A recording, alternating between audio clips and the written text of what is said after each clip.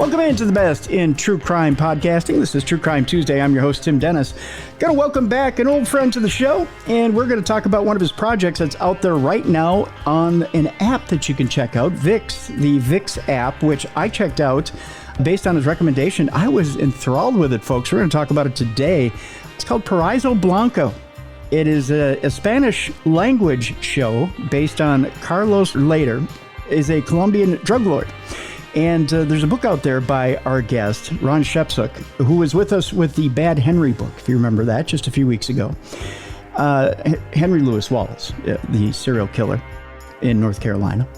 And this program, Paraiso Blanco, was extremely just enthralling, folks. I had a wonderful time watching the episode that I got to watch, and then I wanted to compare it to Crazy Charlie. And we're going to talk with Ron today about the way that it got, and by the way, Ron's name is in shining lights right at the beginning of the program, which is really cool. We're going to talk to him about how this came about, how the program was developed off of Crazy Charlie. We're going to talk to him a little bit about the book, a little bit about the program itself, how all of that developed, and talk to him about the program itself. It's enthralling. Again, if you want to find VIX, the way I found it was by, I have Apple TV here at home, so I just downloaded the app, the VIX app, and it's easy to find. It's right there. It's featured right there on the VIX app. You can also find it on other ways and other streaming devices that you have, or simply on your computer by looking up VIX. Let's bring him in right now. Again, you're familiar with our guest from being with us just a few weeks ago with the Bad Henry book. Ron Chepesiuk is an author, screenwriter, producer, director, ghostwriter, and crime show radio host. He's the author of 42 books, thousands of articles, and several screenplays, as well as the director of 3 documentaries. He is a Fulbright scholar to Indonesia and Bangladesh. Ladies and gentlemen, let's welcome back to True Crime Tuesday, Ron Chepesiuk. Hi, sir. How are you? Thank you, Tim. How are you doing? Very well, very well. Happy Labor Day, by the way. Yes, happy Labor Day. We're recording this on Monday, Labor Day, and I tell you, we're probably the only two working. That's just the way it is. Yeah, that. And I appreciate you being with us, sir, for that. My pleasure. Paraiso Blanco. This is an interesting, and I tell you, I want to, most people, when you say subtitles, they go, oh, I don't want to read my programming. I tell you this much, Ron.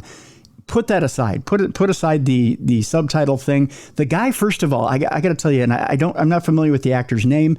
The guy who Sebastian Asario. Yes, the guy who plays Carlos is amazing. He's amazing, and he just has this charisma that just oozes all over the screen and draws you in. Especially, and I'm talking about the guy who plays young Carlos. And he just draws you in. I want to get your impression, first of all, on him before we go any further. What was your impression of him when you first saw him on the screen? Well, I actually met him, and I talked to him about his role in the movie. Mm-hmm. I was there like three or four times while they were doing the series. They did the series out. There's 30 episodes, and they're streaming the first 15 right now. So it's like 2 seasons on that. And I met him in Bogota when they were on the set, and it was episode 10. So they were a little bit into the series and all that.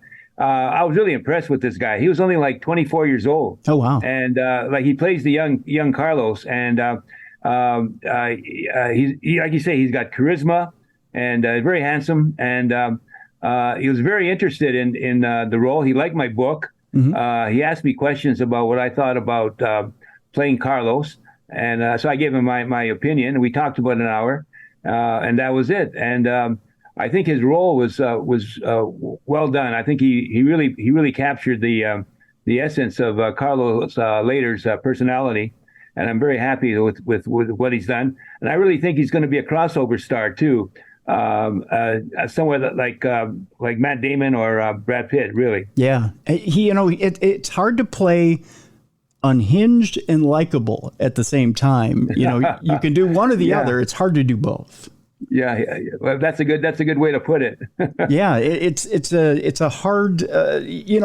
We have villains in our lexicon that of course you can I mean, they're very few and far between. You've got a Tony Soprano. You've got, you've got those that you can attach to and go, well, I can kind of justify why he's doing, but you don't know why you fall in love with him. There's just but definitely this villain is one of those that you kind of go, well, I kind of can, I can kind of take the ride with him and see what it is that people like about this guy. Right. The title, Paraiso Blanco, is White Paradise, and they changed it from my book, which is Crazy Charlie, which I thought was pretty apt. That was a name given to him by some of his compatriots in the drug trade on that. But yes, he was very unpredictable, crazy, really, in a lot of ways. He smoked a lot of marijuana, did some cocaine, and I think that exacerbated his craziness on that, and I think it actually did him in at the end. Now, Ron, how is it that filmmakers come across your book, Crazy Charlie, and then decide they're going to adapt this into a series? Well, I've had about 5 books optioned for movie. It's really hard to get an option, and it's really hard to get made into a movie. You got to raise the money, millions of dollars, and all that. But one day I just was on the internet and checking my email, and I got this message from Caracol Television Network in Colombia. And one of the producers said they're interested in my book. They're doing a series on Carlos Lehder. Would I be interested in talking about option yet? And I said, of course. So we ended up on a phone conversation, and right there they decided to option it. Already they're into the series. So they're looking for some intellectual property on which to tie the series to on that, because that'll enhance the reputation of the series on that. And so I ended up going to Colombia in March of last year, and we signed a contract. And they were tremendous. I mean, they were really professional about everything, even. And I got paid on time on that. So that, which was one of the most important things, of course, on that. And I was very happy with the way I was treated and the way they did the series. Now, when you come in as the author of Crazy Charlie, and they're kind of banking on your knowledge so far of the situation, are you asked to do further research on top of what you've already brought to the table? No. Essentially, the contract called for the book to be optioned. The series was to be based on the book, and then I was a consultant on that. They didn't consult me as much as I wanted to, but I did. Like I said, I talked to Osario, Sebastian, about his role on that, and then I talked to the producers about certain things that they asked me on that. But I just essentially, stayed out of the way, and I'm not.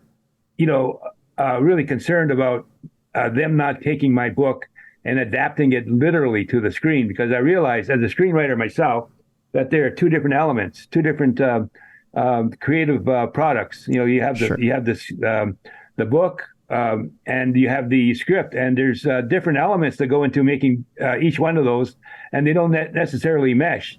So I expected them to make changes in my book and in the plot of the movie and the treatment of the characters, and that's what happened. How much creative license do you feel is taken with Carlos's story? Well, I think it's pretty. It follows the general course of his life. They take a little interesting diversions on his background. For example, his father. They only deal with him in one scene, and I deal with them early in my book. I spent considerable pages on him. He was a German, really right-wing German. I wouldn't want to call him a Nazi yet, but he had sympathy towards Hitler. And I think he had a big influence on Carlos, because Carlos became essentially a racist and anti-Semite. He's well on the record about talking both, being a racist and also being an anti-Semite on that. And so they took, but they didn't really deal with his father. There's only like one scene in there, and they don't deal with his impact on his character. And they also didn't deal with the political aspect of Carlos' life. Carlos was very interested in politics. In fact, he had the fantasy of thinking he could be president of Colombia, and he organized a party called the National Latin Party, which was essentially organized to oppose extradition of Colombians to the United States on that. But there was actually no mention of that in the first 15 episodes about his political leanings. He treated him more as a Lothario, as a womanizer. Yeah. On that, one thing that I thought they did well was they showed his character becoming more and more malevolent as the series went on. He sort of dumps George Jung, who was his partner. George Jung, of course, his story was the basis of Blow, the big movie that was done with Johnny Depp. Right. On that, so they dealt with that character, and he does change on that. But I'm interested to see what's going to happen in the second 15 episodes, because they don't really deal with his politics, and also didn't deal with his racism and anti-Semitism. And so when he goes back to Colombia, I'm going to see what they're going to how they're going to deal with him, and on that, it's going to be interesting.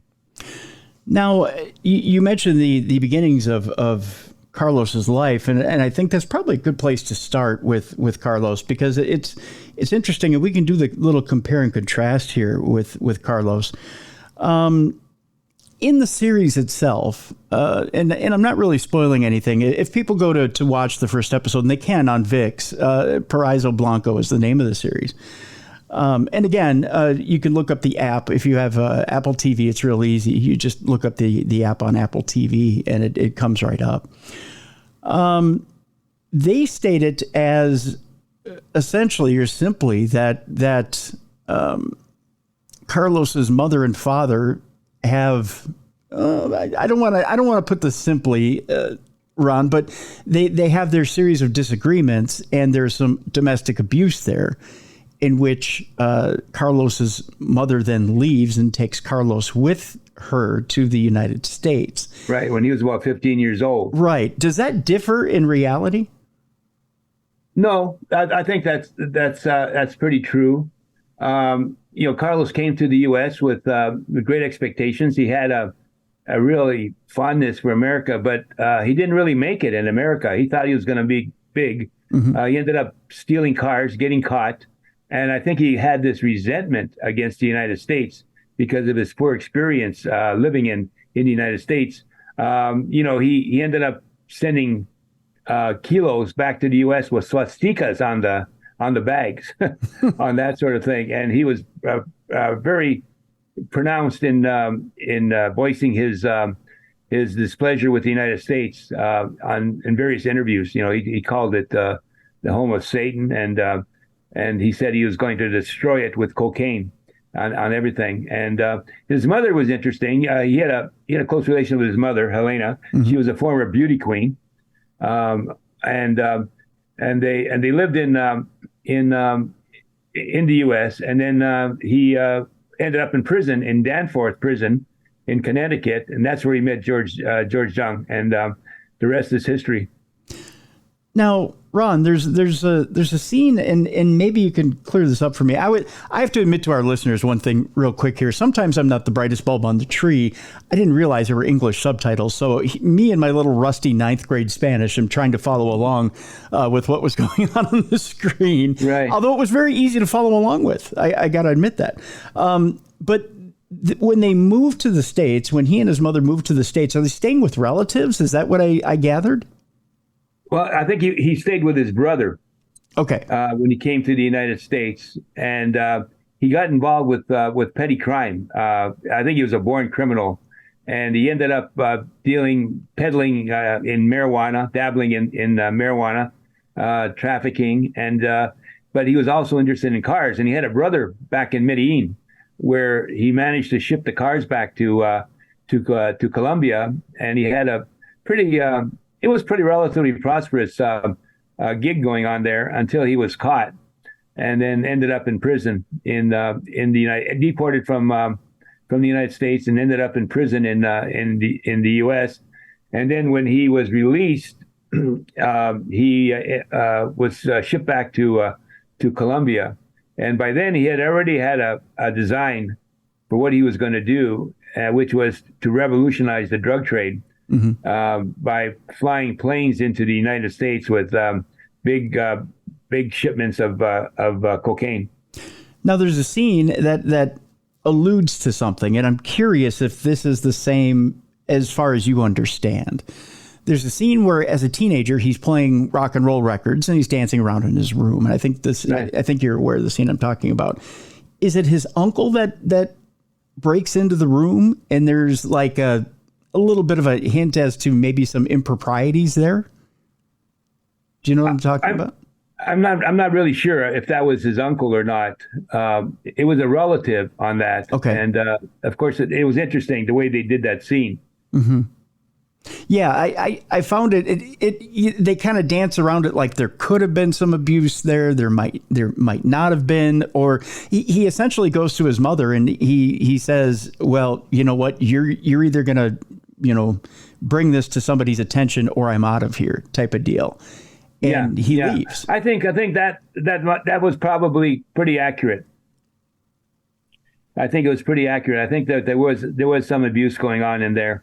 And this is why she left Wilhelm, his father. Okay. Oh, by the way, Lehder's going to be 74 in 3 days. Oh, really? Yeah. Well, actually, it'll be the 7th of September. Oh, okay. Interesting. All right. Yeah. He was born in 1949. Okay. Oh, okay. All right. So he's still alive. He's still with us. Well, what happened was in 2020, I think it was June 17th, suddenly he was just taken out of prison, just like in a movie, and put on a plane and deported to Germany. And he had German citizenship. He was German Colombian, and the Germans were willing to take him. And he went back, and it was supposed to be a humanitarian gesture. He was supposedly sick on that, and he ended up back in Colombia. When I heard that he got released, and after 33 years, and was back in Germany, was shipped to Germany, I tried to reach out to him. My manager reached out to his lawyer, who was in Miami. Okay. And the lawyer talked with my manager, and he said to send him a whole bunch of stuff. So I sent him. I have a script on Carlos Lehder's life, and the book, of course, and then sort of a proposal what I wanted to do. But we never heard back from him. It was really amazing. And what's interesting is earlier this year there was a program in Colombia, and this woman was on, who claimed that she had collaborated with Carlos on his life story, on that. And she was talking away on the show, and the host said, let's get Carlos Lehder on the show. And Carlos Lehder came on the show for the phone. And he was really irate. He said that the woman was a liar. He was going to sue her, and he had nothing to do with her, which was kind of funny. But he revealed on that show that he was working on a documentary. He didn't mention the producer's name, but he was working on a documentary, and he said that they were expecting a documentary to be released late this year. Now, that in itself is interesting, and I'll tell the audience why. It's that you would think that he would want to either, one, jump on board with you and collaborate, or give you some sort of information either on Crazy Charlie, or even want to jump on board with Paraiso Blanco and give some sort of information for that show, wouldn't you think? Yeah, but we don't know what's going on in his mind. Like, he's been in prison for 33 years. He's sick, and he's living in Germany. He's got his own probably aspirations. Sure. So yeah, I didn't hold that against him. I always thought it was a long shot, but I really didn't need him. I optioned the book. I didn't need his approval or anything on that. And I've done a script which we're going to be trying to sell in English, which is going to be interesting. And on that, we're working on that. So yeah, I didn't really, and I always thought it was a long shot too, on that. And the lawyer told us, he said that Lehder was sick and he needed some time to make a readjustment to society. And so, I said, okay. And we left it at that. Do you know for a fact, Ron, that he's getting, because, and I just make this reference, I only know this reference from being a fan of Eddie Van Halen, for the fact that when Eddie went to Germany, for the longest time, they were treating him for his cancer over there, and they managed to successfully keep him alive for years with advanced cancer treatments over there. Do you know, is Lehder getting treatment over there for the cancer? I don't know what his sickness is on that day, and they never said it in public, and he has never revealed it. So I don't really know. And any kind of talk about it would be pure speculation, which I don't want to do. Okay, because I don't really know what his problem is. But he sounded on the radio show, because I got a copy of the thing, and he sounded pretty normal. I mean, he didn't sound like, his voice was strong and everything. So it was interesting. Interesting indeed. Because when you think back to the different members of the Medellin Cartel and what's become of them since, I mean, there aren't a whole hell of a lot of players left that are around that can actually. Well, that's interesting. There was, of course, Pablo Escobar, who's dead. Rodriguez Gacha, who's dead. And then you have the Ochoa brothers, who are the other from Jorge, one. And the other two brothers, and they managed to get out of the drug trade with most of their money. They spent a couple of years. They were the smart ones back in the 80s when Escobar was going crazy with a narco-terrorism campaign against the Colombian state. They turned themselves in, and they were smart, and they avoided getting killed, because that was the ultimate end of Escobar on that. But the Medellin Cartel is essentially disbanded, and Colombia is playing a much more minor role in the drug trade than they did back in the 80s and early 90s. Yeah, very much so. We'll talk about that on the back half of the program, because Carlos had a very interesting role in how cocaine was transported between, and he claims that there was a huge conspiracy between countries, including Cuba, in that whole deal. We'll talk about that in the back half of the program, on how he developed that and how he was kind of the mastermind, we'll put it that way, behind transportation of cocaine between countries. When it comes to this program and the book and all, Ron, are you finding that things line up a lot more truer to life, or are we kind of jumping into a little bit of a gray area when it comes to Carlos? Are we creating a new character, I guess I should say, when it comes to Carlos when we get into Paraiso Blanco? Is it closer to the man, or are we creating a new man? Well, like I said, they follow the storyline pretty closely.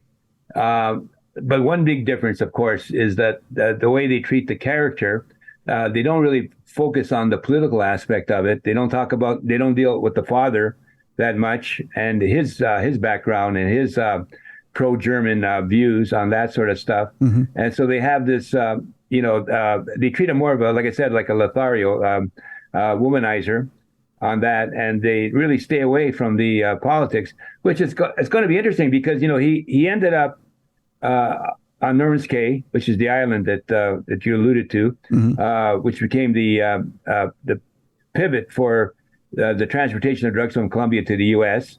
and revolutionized the drug trade on that. And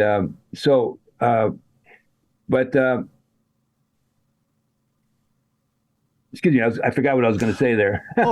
Just are we creating a new character through this series? Do you feel? By the time we get to the end of the second series, well, it's going to be interesting, because I really don't know. I was telling you about the differences in the way I treated him and in real life, and the way the series treated him. And I explained that a lot of it has to do with the nature of movies. They're different than books, and they have to be there has to be compromises, with the original story from which you're adapting it from. And as a screenwriter myself, I realize that, so I don't get upset with the changes that they've made. But overall, I think they've followed it pretty closely on that. They've invented some characters. There's a woman in there that he falls for, which is fictional. She does a good job on that. But like I said, it's two different mediums. You have film and you have books, and you can't translate the book to the movie exactly the way it was in the book. The reason I ask, Ron, is this. As you know, television, movies can be a powerful medium, and we can tend to change history throughout that. We can put something on the silver screen, and it can tend to influence society as we know it. And the problem with that can be if something like Paraiso Blanco takes off, even in a certain section of our culture, there's a danger there. There's a danger that you can take what was Carlos Lehder the man and make him more of a mythological character. Do you know what I mean? Yeah. And if you do take that political leaning out of there, what was the dangerous side of that man, you take the tooth out of the man, or the tooth out of the dangerous part of the animal, so to speak. And then you say, oh yeah, he was a Lothario. He was a guy with a lot of charisma. He wasn't that dangerous. Yeah. There's a danger of rewriting history. You know what I'm saying? Yeah. Do you feel that there's a danger in rewriting history with the show? Not really. Like I said, I've only seen half of it because it's only season 1 on that. And they've arrived at the part where Lehder's on Norman's Cay, the island which he used to distribute drugs from Colombia to the U.S., and the DA's onto him. He's corrupted the Bahamian government so that he could operate on Norman's Cay, and they're about ready to get him kicked off of Norman's Cay. So they're going to bring him. He's going to come back to Colombia. And it's going to be interesting, how they treat him there, because, like I said, they don't really deal with the political aspect of Lehder's life in the first 15 episodes. And that was a big part of Lehder when he came back to Colombia. He tried to start a party, and he had delusions of being president of Colombia someday. And they made a mistake. They killed the justice minister, Rodrigo Bonilla, and that turned the fury of the Colombian government, backed by the United States, onto the Medellin Cartel, and they had to leave Colombia. They fled to Panama, where they were under protection of Noriega. They thought that Noriega might be double-crossing them, so they eventually ended up in Nicaragua. And then when the heat cooled down, they came back to Colombia, and they continued to operate, as a Medellin cartel. On that, but the whole situation changed. Later, Escobar didn't have the power that he once had, and in order to maintain himself, he had to turn to terrorism. With the term that was used was narco terrorism. Right. Well, and we'll jump into that here in the second half, because we want to get into detail with that. And what I want to wrap up the segment with this. Now, obviously, when a show becomes popular, you want more than 2 seasons out of it. I mean, you want to extend it out a little bit. There may be the further adventures of Carlos here that never happened. I mean, obviously, it's got to become fictionalized at some point. Do you see, based on a true story, happening maybe sometime down the line if you go past 2 seasons? Well, it's interesting because Caracol also did a series on Pablo Escobar, which is the most popular Spanish language TV streaming program ever. And it went on for like 10 years. It's still going on, and it's still in the top 10 of Netflix's shows that last time I looked on that. And it's a really good series. Yeah. Really good series. Yep. And this series, from what I understand, is it's gotten good reviews, and it's really popular. But I think they've locked themselves into expanding this. If it's really successful, I don't think they could go past 30 episodes. Okay. Because I think they've sketched his life, unless they get into real fantasy, Yeah. like he's in prison and he ends up being released and working for the CIA or some ridiculous thing like that, which some people thought he was, by the way, on that. But I don't really see this going back past the 2-season mark. Okay, let's do this. We'll take a break. When we come back, let's talk a little bit about how Carlos Lehder got really entrenched with the Medellin Cartel, how he revolutionized transportation of cocaine, how it all went wrong, and how eventually he ended up becoming a bodyguard of sorts for Pablo Escobar, how he actually fell ill and then became a bodyguard, and how he ended up becoming someone on the run from the Medellin Cartel, how it all went wrong at the end. We'll do that when we come back. The name of the book is Crazy Charlie. The name of the show is Paraiso Blanco. And we'll tell you how to, we have links to both in the description of this program so that you can get a hold of both and be able to check out both. We encourage you to actually read Crazy Charlie and check out the program Paraiso Blanco, as they're both fascinating, folks. Our guest is Ron Chepesiuk. We will talk more about Carlos Lehder when we return right here on The Best in True Crime Podcasting. This is True Crime Tuesday. Welcome back to The Best in True Crime Podcasting. This is True Crime Tuesday. I'm your host, Tim Dennis. Our guest is author, researcher, and now I would guess series creator, Ron Chepesiuk. And we're talking about Paraiso Blanco, which is on the VIX network. You can get it on the VIX app, the actual program, Paraiso Blanco. It's real simple. If you have Apple TV, you can actually find the VIX app on Apple TV or in the Apple Store. I know that's how I got it. You can also get it throughout, I believe Google Play has it. Other outlets also have the VIX app. Just look for VIX, the VIX app, and you'll be able to get Paraiso Blanco. We'll have a link in the description of this program. Also, Crazy Charlie is the name of the book. We'll have a link to that as well in the description of this program. So, Ron, we're talking about Carlos Lehder and his ties to the Medellin Cartel. Obviously, we've gone past the point now where Carlos is just not stealing cars anymore. He's gotten into the drug trade. You started by saying he started by smoking a whole lot of marijuana and getting a little crazy out there. He's gone past now dealing marijuana. How does he get into the cocaine trade? How does he get involved with cocaine itself? Well, like I said, in the early 70s, he was sent to prison in Danbury, Connecticut. Mm-hmm. And he met George Jung, and they became friends. He learned that George Jung had shipped marijuana using planes to Southern California. And that intrigued him. And he thought that if they could do that for marijuana, which was really bulky, why not do it for cocaine? And the cocaine at that time was usually being transported by so-called mules, individuals that either ingested it or carried it or tried to smuggle it in their suitcases or luggage or whatever, that sort of stuff. And so he decided he was going to be a cocaine dealer, and he studied it. You know, he had notes. He talked with a bunch of gangsters in prison, learned everything he could about the cocaine trade, and he thought about what George had done with the airplanes. He said, why can't that be done with cocaine to the U.S.? And so he looked at the map and decided that the Bahamas were a really good launching point between the U.S. and Colombia. It's about 210 miles from Miami, and it's centrally located between the two. And he said that when he get out of prison, they would eventually meet up and start this drug trafficking organization.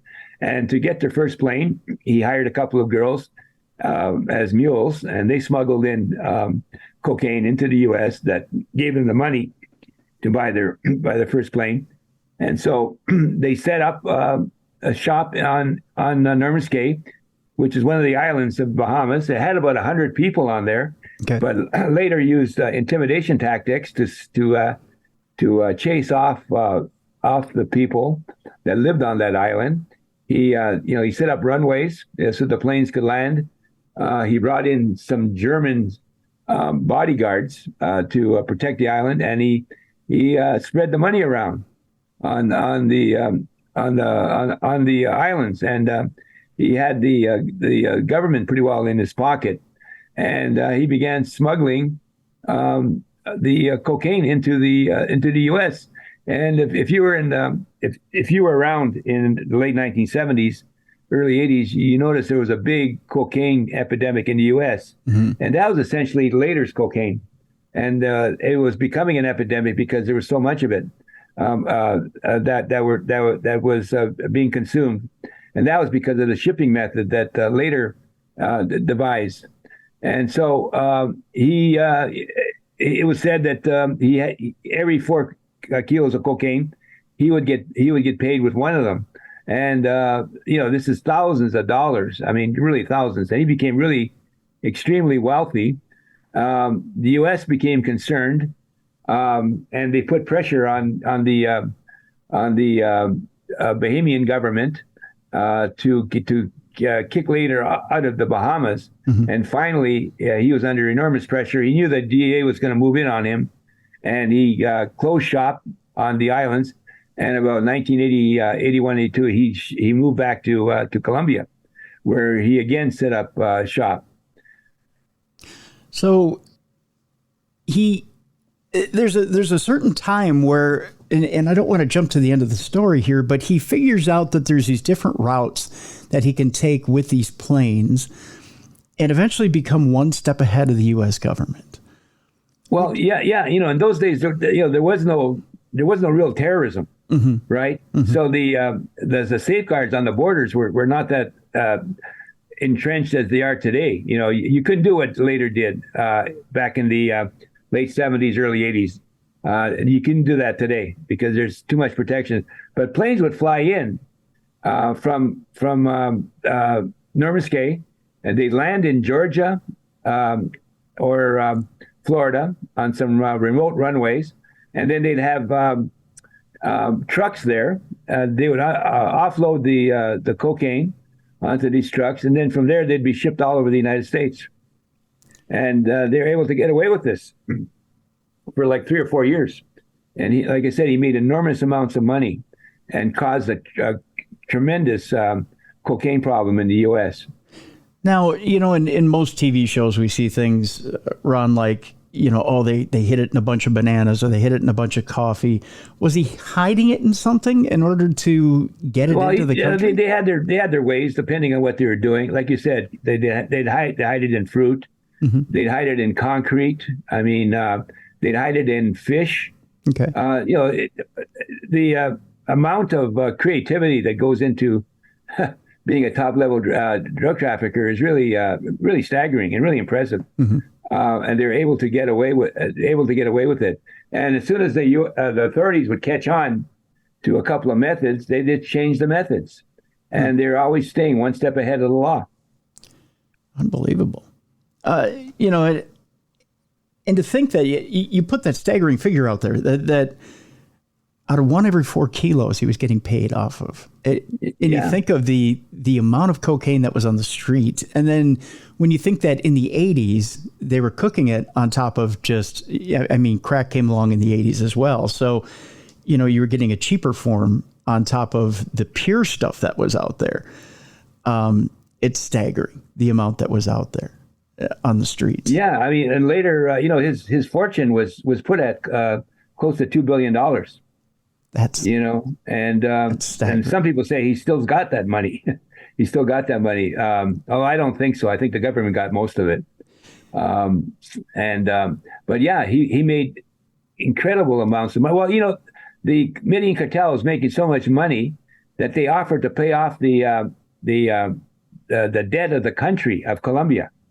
They met with representatives of the government, and we're talking about paying off the debt of the Colombian government in return for amnesty. Isn't that something? Now I read that in the book, and I shook my head. And, if you're a government and you're sitting there thinking, well, it'd be real easy.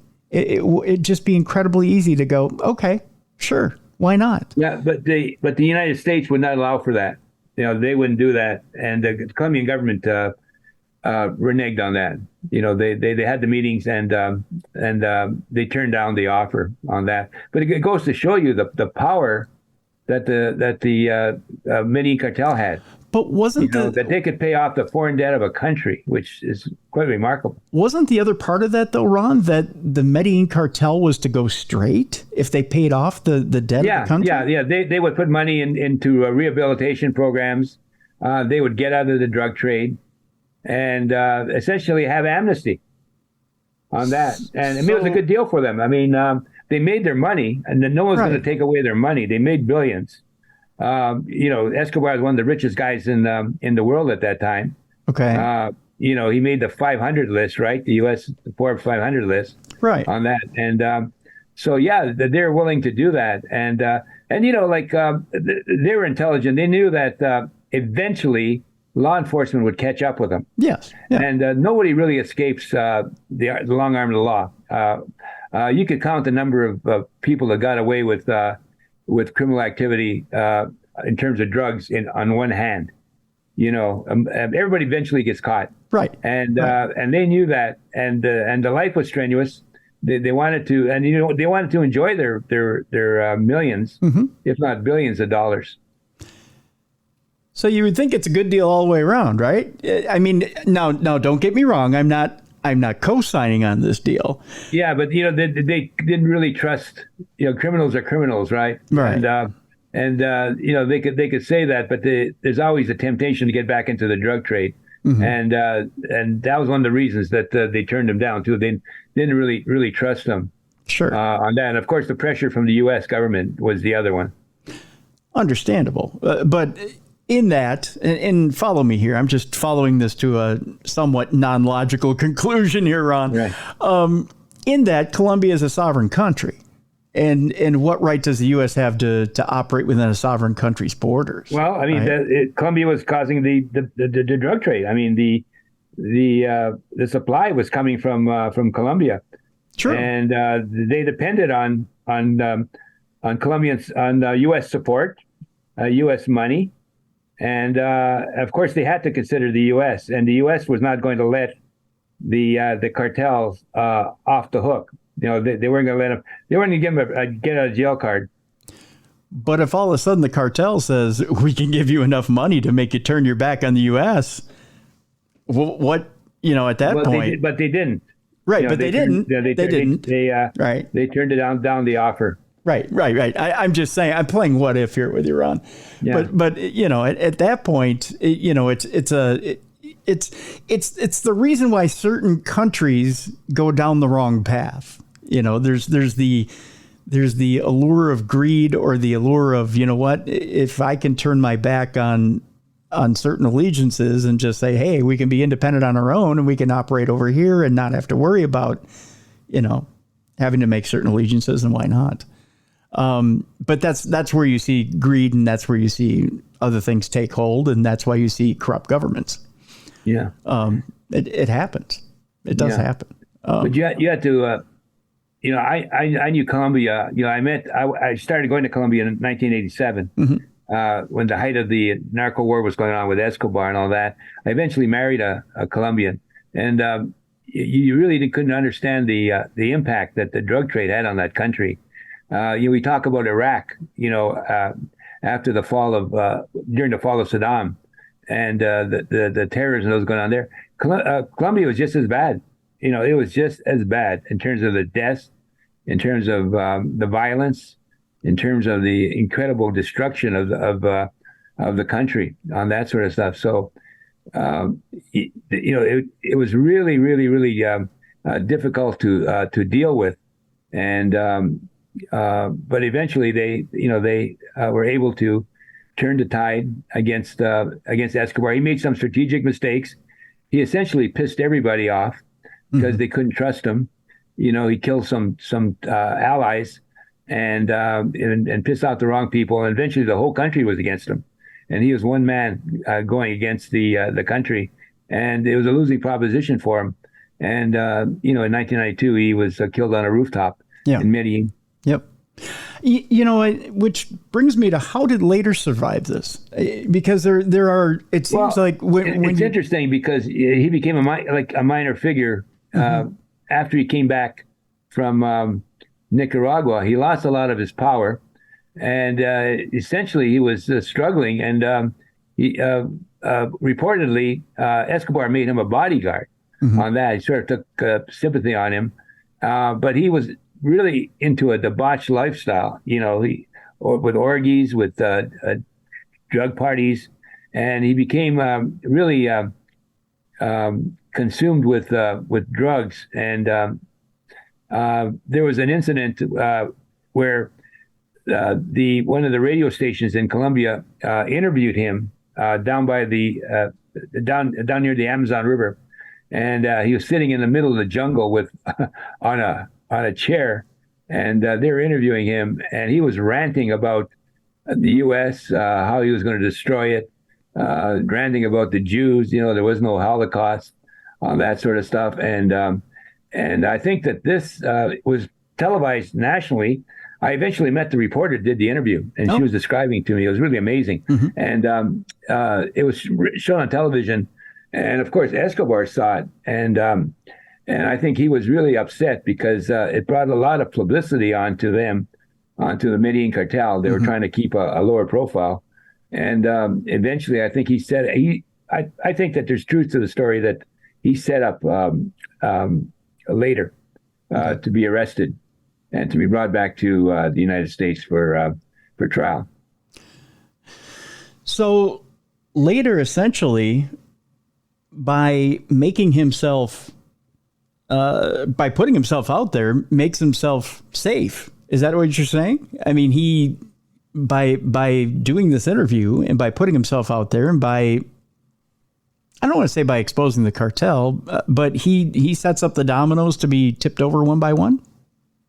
No, I think that the publicity that was being shone on the Medellin Cartel was unwanted by the cartel. They didn't like Lehder ranting and raving about nonsense, and they felt that he was a liability to the organization, and he wasn't really that powerful at that time. His power had slipped, and there was rumors that the Escobar set him up to be arrested. He tipped off the authorities where Lehder was hiding, and they swooped in, took him off. It was something like 5 hours after his arrest. He was on a plane, a DEA plane, back to the U.S., and then brought to Jacksonville, where he was thrown in jail and awaiting trial.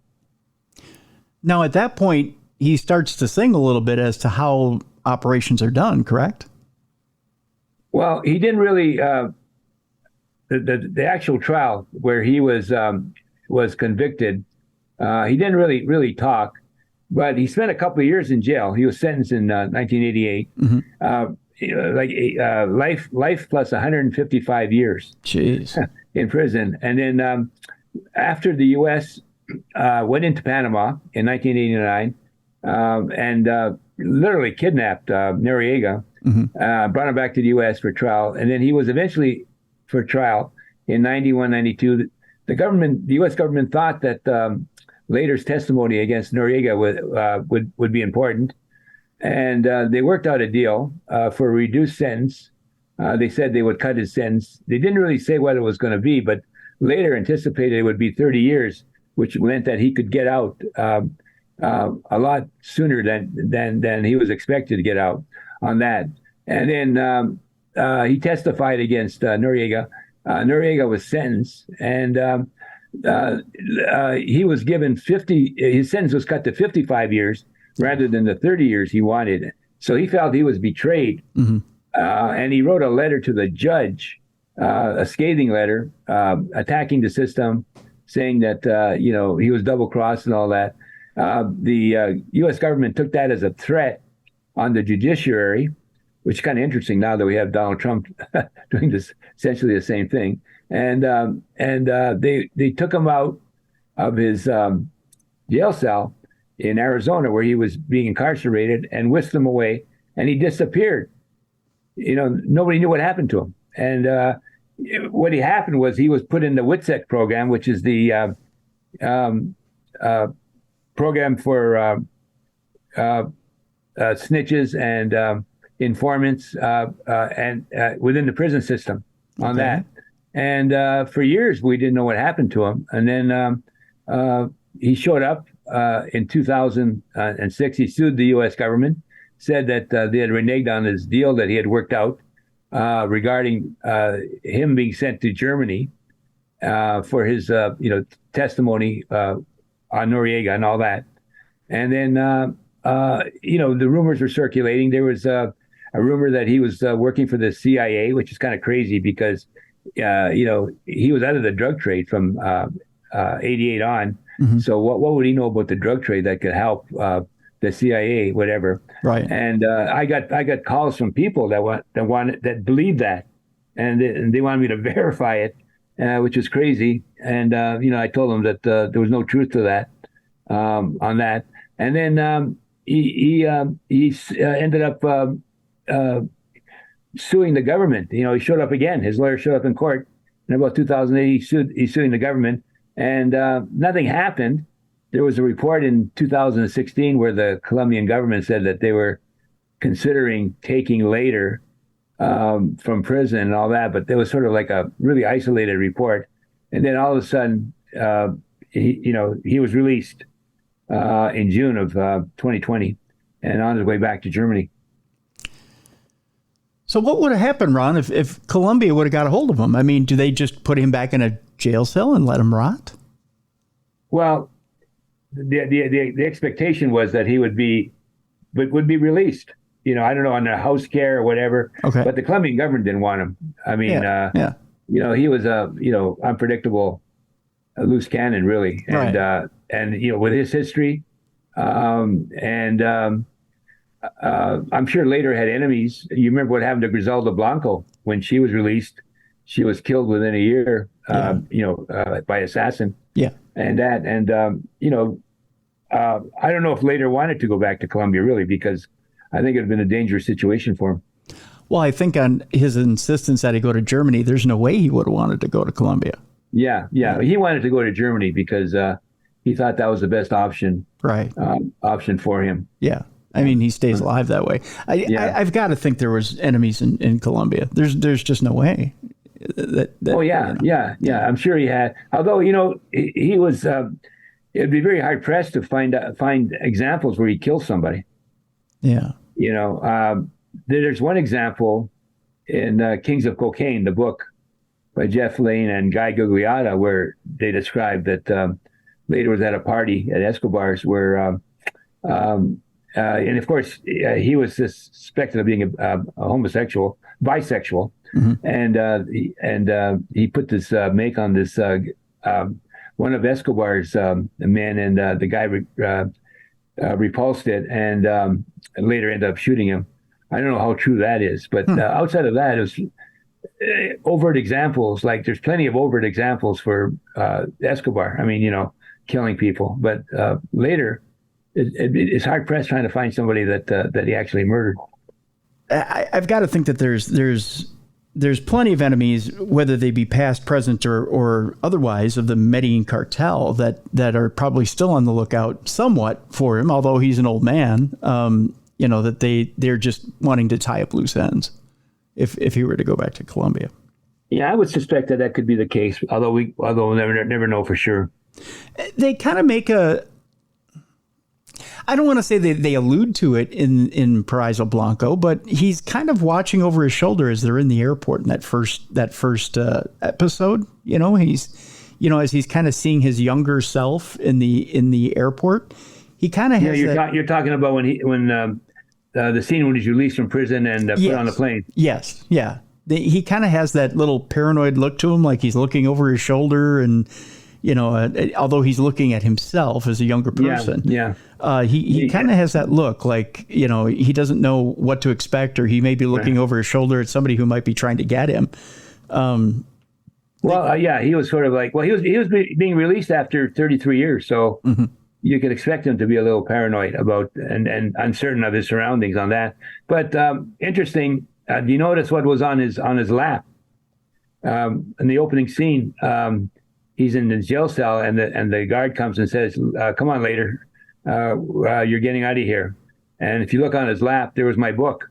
Oh, okay. Yeah, on that. And then when you go into the third scene, or the fourth scene, he's on a plane, and he's I don't know where he's going, but it would seem like Germany, and he's talking to the woman beside him, and I assume it was his daughter. Yes, yeah. And you look on his lap, and there's my book again.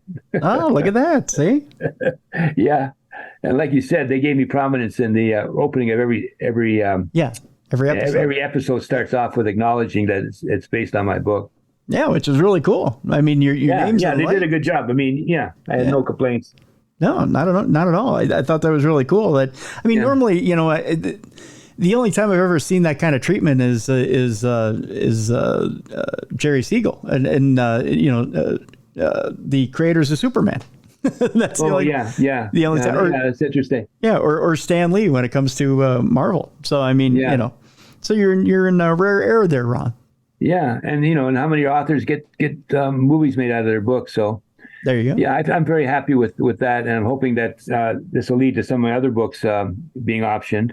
I've got another one that is very close to being optioned, and it'll be a really huge project, but I can't really say anything about it right now. Oh, all right. Well, the projects are out there right now. Crazy Charlie, the book, we've got a link to it in the description of this program. We want you to go out and read that book. And then check out Paraiso Blanco. It's on VIX right now. Again, you can check out the app, whether you get it through Apple, whether you get it through Google Play, wherever you get it through. Check out the series. You can stream the first 15 episodes right now. As Ron pointed out, that second round of 15 episodes should be coming out soon, right, Ron? Yeah, I'm not sure when they, and that's really private conversation, because I was checking the internet, and there's really no evidence that the public knows that there's another 15 episodes. Oh, okay. Which they thought, which should be pretty obvious because you just deal with half of the story. Right. And but anyway, yeah. So, but I know that because I've been dealing with the production, the producers, and all that. Okay. Well, we'll keep an eye out for that second 15. But yeah, the first 15 are out there right now and available for you to watch. And don't be like me. Be sure to set the English subtitles so you'll be able to figure out what's going on. Unless you're prolific. What's the word? You're efficient as far as Spanish goes. But this is VIX is supposed to be the biggest Spanish language streaming service in the world. Oh, there you go. It's out of Mexico. And the production was done by Caracol, which is in Colombia. Mm-hmm. So it was interesting. I'll tell you this much: it's very easy to follow. It looks amazing. It's shot really well. It looks, for all intents and purposes, it looks like an American miniseries. So I'm happy with it. Yeah, it's very well done. So check it out. Paraiso Blanco is on VIX. We'll have a link to that in the description of this program as well. Ron, I want to thank you so much for joining us again. Well, it was really a pleasure to be on your show. It's a great show, and thank you for inviting me. All right. Thank you so much, my friend. Folks, it's time for us to lighten things up a bit. It's time now to bring in MALLIE Fox, and it's time for Dumb Crimes and Stupid Criminals. It's Crayon News story time. What happened with this dude, Christ Bearer? I heard he cut his penis off and then jumped off a balcony. Suspect pulls gun from butt, shoots twice at Denver police. What is your emergency? I need help. And what's the problem? I'm too high. You're too high? Yeah. It's that time again, the time you've all been looking forward to. It's time now for Dumb Crimes, Stupid Criminals. It just so happens that one of our co-hosts is off in New Orleans. So we bring in the co-hostess with the mostest. It's Miss MALLIE Fox. Hi, MALLIE. How you doing? I'm good. How are you? Very good. Very good. We are fresh off the heels of Michigan Paracon. Yes. So it's good to see you once again. Actually, this time via Skype and not via in person, but we're together nonetheless. I know. Yeah. Yeah. Good times. I figured we'd start off today's Dumb Crimes, Stupid Criminals with a travel joke, being that, we just got fresh off the heels of traveling. You not so much by plane, but me by plane. Yeah. This isn't necessarily a crime, but it is a crime against humanity. So I figured I'd start off with one of those. Okay. Yeah. Although I had a reasonably good travel experience, unfortunately, half the people who went to Michigan Paracon didn't have that good of a travel experience. Yeah. It was the weather. It was. The weather was horrible to a lot of the people who traveled to Michigan Paracon. Lots of storms and Yep, tornadoes, flooding. Like you couldn't even get to the McNamara Air Terminal. yeah. So it was all flooded. The tunnel was flooded. So, I mean, thank goodness I left the day before and came home to just some branches in my yard and my porch looking like a tornado hit it. Oh, wow. But, yeah, it was pretty bad. But other than that, though, I mean, I was very lucky. But yeah, the weather just sucked for people trying to land or leave Detroit area. Yeah, not good at all. I took a direct flight from Minneapolis. So it was nice for me. Oh, that's nice. Yeah. You didn't have a layover anywhere? No, direct Ooh, flight. nice. Yeah, just came right in, and it was beautiful weather. Actually, it was amazing weather because we were in the middle of a heat wave here in Minneapolis, and then we touched down in beautiful Sault Ste. Marie, and it's a beautiful 65 degrees. I got off the plane and I just about threw off all my clothes and ran down the street. It was, I know, it wouldn't have been great for anybody else. But for me, it would have been lovely. It was so nice. It just, I hate hot weather with a passion. And so when I got off the plane, it was like 65. I was like, oh, this is so beautiful. Yeah, no, it was gorgeous up there. The weather was lovely. It felt like fall was coming. It was perfect. And I sold a ton of my sweatshirts because it was chilly and people thought it was going to be a lot warmer. Yeah. So I was very happy with that. Yeah, I got off the plane and I went, I packed one pair of pants. I had shorts with me the entire time, but we were inside the entire time. So it wasn't like, I mean, it's climate controlled. It's not like, I'm going to freeze to death inside, but I packed shorts thinking, it's 90 some degrees in Minneapolis. I'm not thinking Sault Ste. Marie weather, but I have to remind myself every year at Michigan Paracon, it's a lot cooler in Sault Ste. Marie than it is in Minneapolis. Yeah. Yeah. So but it's so beautiful up there. Oh, it is. It's amazing, and amazing weather yet again. This past year, except for if you were in Detroit, not amazing weather. Right, exactly. And a great event. Yes, a wonderful event. And again, I stated this online. I'll state it here. The organizers of Michigan Paracon were amazing. They did the most amazing job in the face of adversity. I don't think I've ever seen such a wonderful job done in the face of adversity ever in my life. They really pulled it together, and the fact that they had, I can't tell you how many speakers were stranded in Detroit, even a couple days into the event, and still managed to pull off a wonderful event. All the meanwhile trying to get them to Sault Ste. Marie and get the event going, but managed to do it and still pull off a wonderful event. So I tip my cap to them numerous times because Brad, Tim, Tara, and the entire team at Upers did an amazing job with Michigan Paracon. So with that, I have this story to start us off, MALLIE. Okay. This roundabout way of starting off this story. Just when you think the shit hit the fan, it definitely did for Delta. Okay. As a Delta flight was forced into emergency landing by a passenger's diarrhea. Oh. Yeah. So there you go. The shit literally hit the fan on a Delta flight, saying this is a biohazard. That was the quote from Delta. It was a crappy situation. That is how this story starts out. You need your little drum thing there. Oh, yes. That right situation. There. Yeah, a crappy situation. There you go. There we go. There you go. A Delta flight from Atlanta to Barcelona. How would you like to be caught from Atlanta to Spain? That is a long trip to be smelling that stuff. Yes, it is. And this wasn't just, somebody filled up the toilet, MALLIE. Uh-huh. Was it in their seat? Oh, this spread, Mel. Well, I'm about to tell you how bad this was that they had to turn the plane around.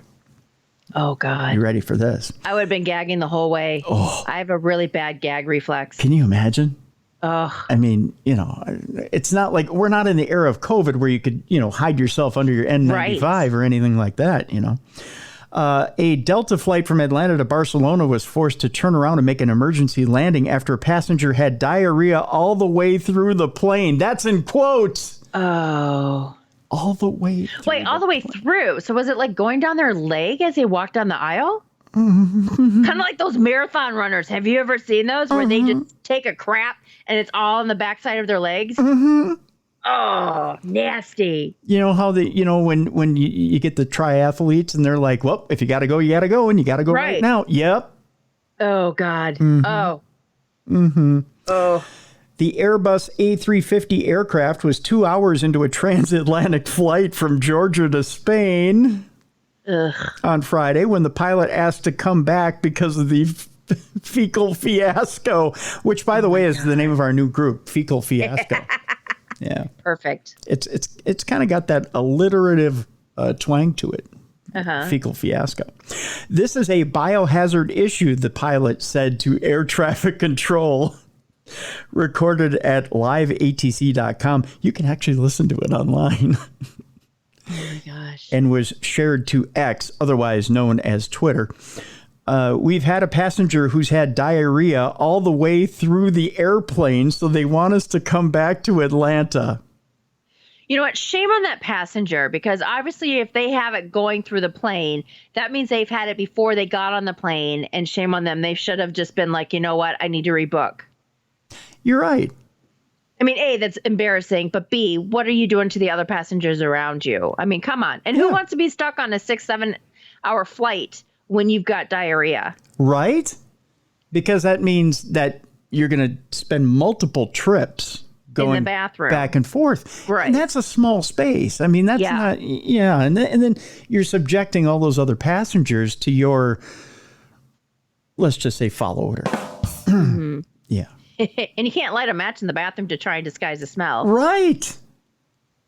And it's not like they make little mini Febreze. Well, they do make mini Febrezes, but I mean, that's more for your clothes. You're not supposed to. Yeah. Although I have a hard time going in those bathrooms though on planes because I always have the fear of getting locked in one. Oh, right. Right. So I try not to go to the bathroom if I can help it. Well, that's true. Yeah.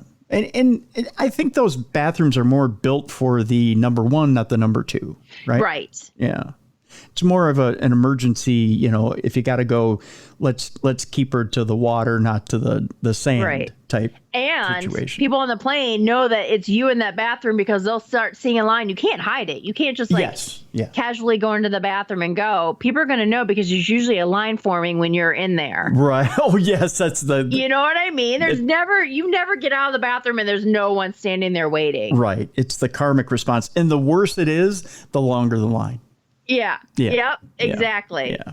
And if there's issues, everyone knows you're having issues. There is a spray out there though now that you put in the toilet. Have you seen this?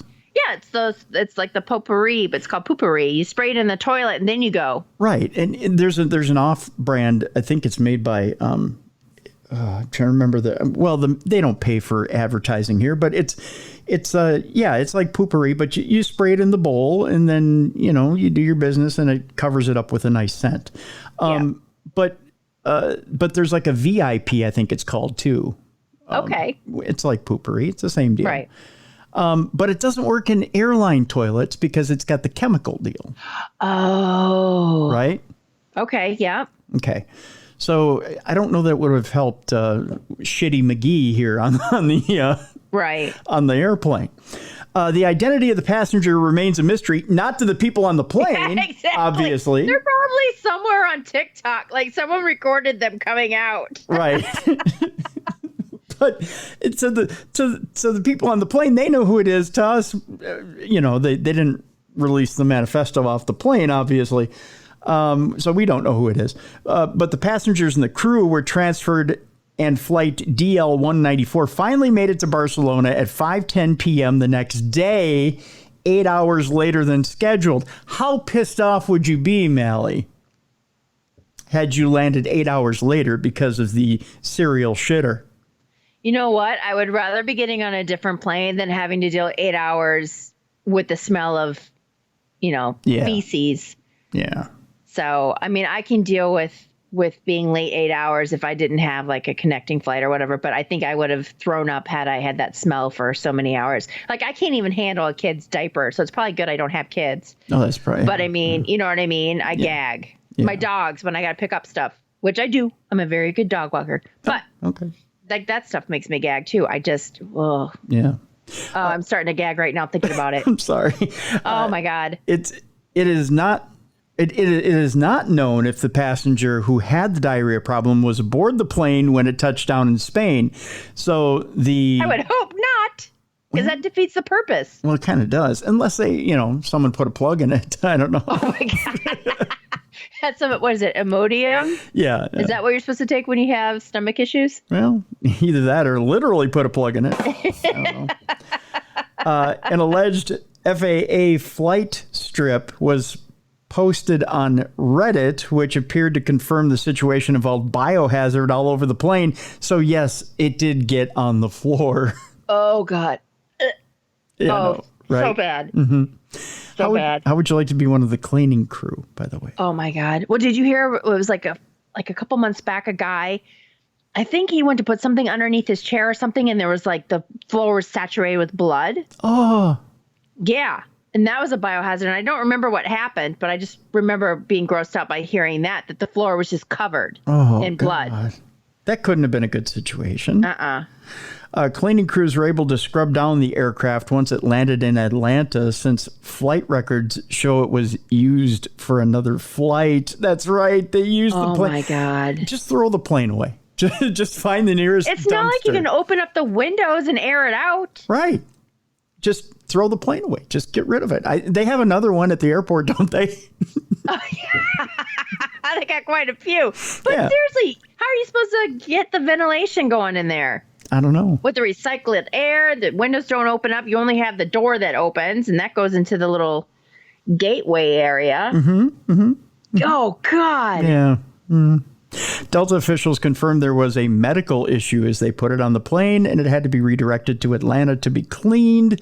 The company, however, did not elaborate on the medical reason. Our teams worked as quickly and safely as possible to thoroughly clean the airplane and get our customers to their final destination, a Delta spokesperson said. We sincerely apologize to our customers for the delay and inconvenience to their travel plans. Delta passengers had a rough week in the air. Another flight en route to Milan, Italy, had to be redirected to the Hartsfield-Jackson Atlanta International Airport, evidently the center of all shitty activity, on August 29th when it hit severe turbulence, injuring 11 passengers. Dang. Yeah. Now, I've been on a flight where the guy in front of me had really bad gas. Oh. And that was awful. That was an international flight, and I was dying. Oh, my gosh. That's horrible. Yeah. Horrible. Oh, I'll take a fart over a diarrhea incident any day. Yeah, at least you can turn the jets up on your... Yeah, exactly. Gotta blow it. Someone else turn it, blow it his way. Yeah, blow it back at him. Oh, yeah, exactly. Oh, poor person, though. I hope they're okay. Oh, you would hope. Yeah, I don't know. This next story, I don't know what to think of this. A man's life is saved only to be shot by police a little bit later. Sometimes a stupid criminal can be that stupid that he gets himself killed yet again. So the man is saved by Longview police in Seattle after he's revived with Narcan. Okay. So he ODs, he's revived with the Narcan, MALLIE, and then he fires a ghost gun at the police and they kill him. Yeah, but was it an accidental overdose to be revived by Narcan, or was that like a suicide attempt? Well, we're about to find out, Mel. Here we go. Police shot and killed a 30-year-old Seattle man last Saturday after he fled from police officers in Longview after paramedics revived the man with Narcan. Lewis Johnson Jr. was killed following a car chase that ended in gunfire, according to the Cowlitz County Sheriff's Office. That they released that press release on Sunday. Cowlitz 911 dispatchers received reports around 2 p.m. of a man passed out in the car in the Minami Teriyaki drive-thru. Wow, that's a place to pass out. At 1208 15th Avenue, restaurant staff were not able to wake him when he passed out there. Paramedics arrived and used naloxone on the man, which is Narcan, who woke up and became aggressive after that, the sheriff's office said. He allegedly threatened medical personnel and then left the scene in an orange Dodge Challenger showing signs of impairment. So evidently he took off in the General Lee. Officers responded and found a car matching the description near 15th Avenue and Hudson Street. Police tried to stop the car driven by Johnson. He allegedly ran a red light and sped off, slamming on his brakes and at one point driving in reverse to escape. All of a sudden he found the will to live. I guess. He went from being very, very sleepy to very, very awake. Police blocked Johnson near 19th Avenue and Florida Street, where he allegedly pulled out a pistol and started shooting at the officers. 3 Longview police officers fired back, hitting and killing Johnson. No officers were harmed in the exchange. Investigators recovered a 9mm pistol with no serial number. Law enforcement said it was try that again. Law enforcement said it was an illegally manufactured ghost gun. The Lower Columbia Major Crimes Team is investigating the shooting. The officers involved in the shooting have not been identified. So, Mal, you nearly die in the drive-thru of a teriyaki restaurant. Uh-huh. You're revived. You've got new life, and all of a sudden decide, F this, I'm going for a quick drive. Yeah, I think the higher powers was like, not today. Yep. You're still going to die. Should have stayed down. Yeah, exactly. When it's your time, it is your time. I guess so, huh? I don't see the logic in that. I think if I get away with one, I'm staying up. Right. Well, it just sounds like he wasn't a very good guy. Yeah. Doesn't sound like it, does it? Mm-mm. Let's move on. We're going here to Minnesota, where a woman is sentenced to shooting her friend in the mouth because she didn't want her in her life. Oh. Haven't we all had friends like that? I have friends that talk too much, but I wouldn't shoot them. No. In the mouth. I'm just talking about maybe friends that are a little narcissistic like that. Which one? Wow, which one? You're getting focused on that one, aren't you? We go to St. Cloud, Minnesota, the home of KNSI Radio. Just have to get my do a little plug. Get my little plug in because I'll be up there on Saturday. I don't know if you want to have it associated with this story, but okay. Sure, my boss Bob will love that one.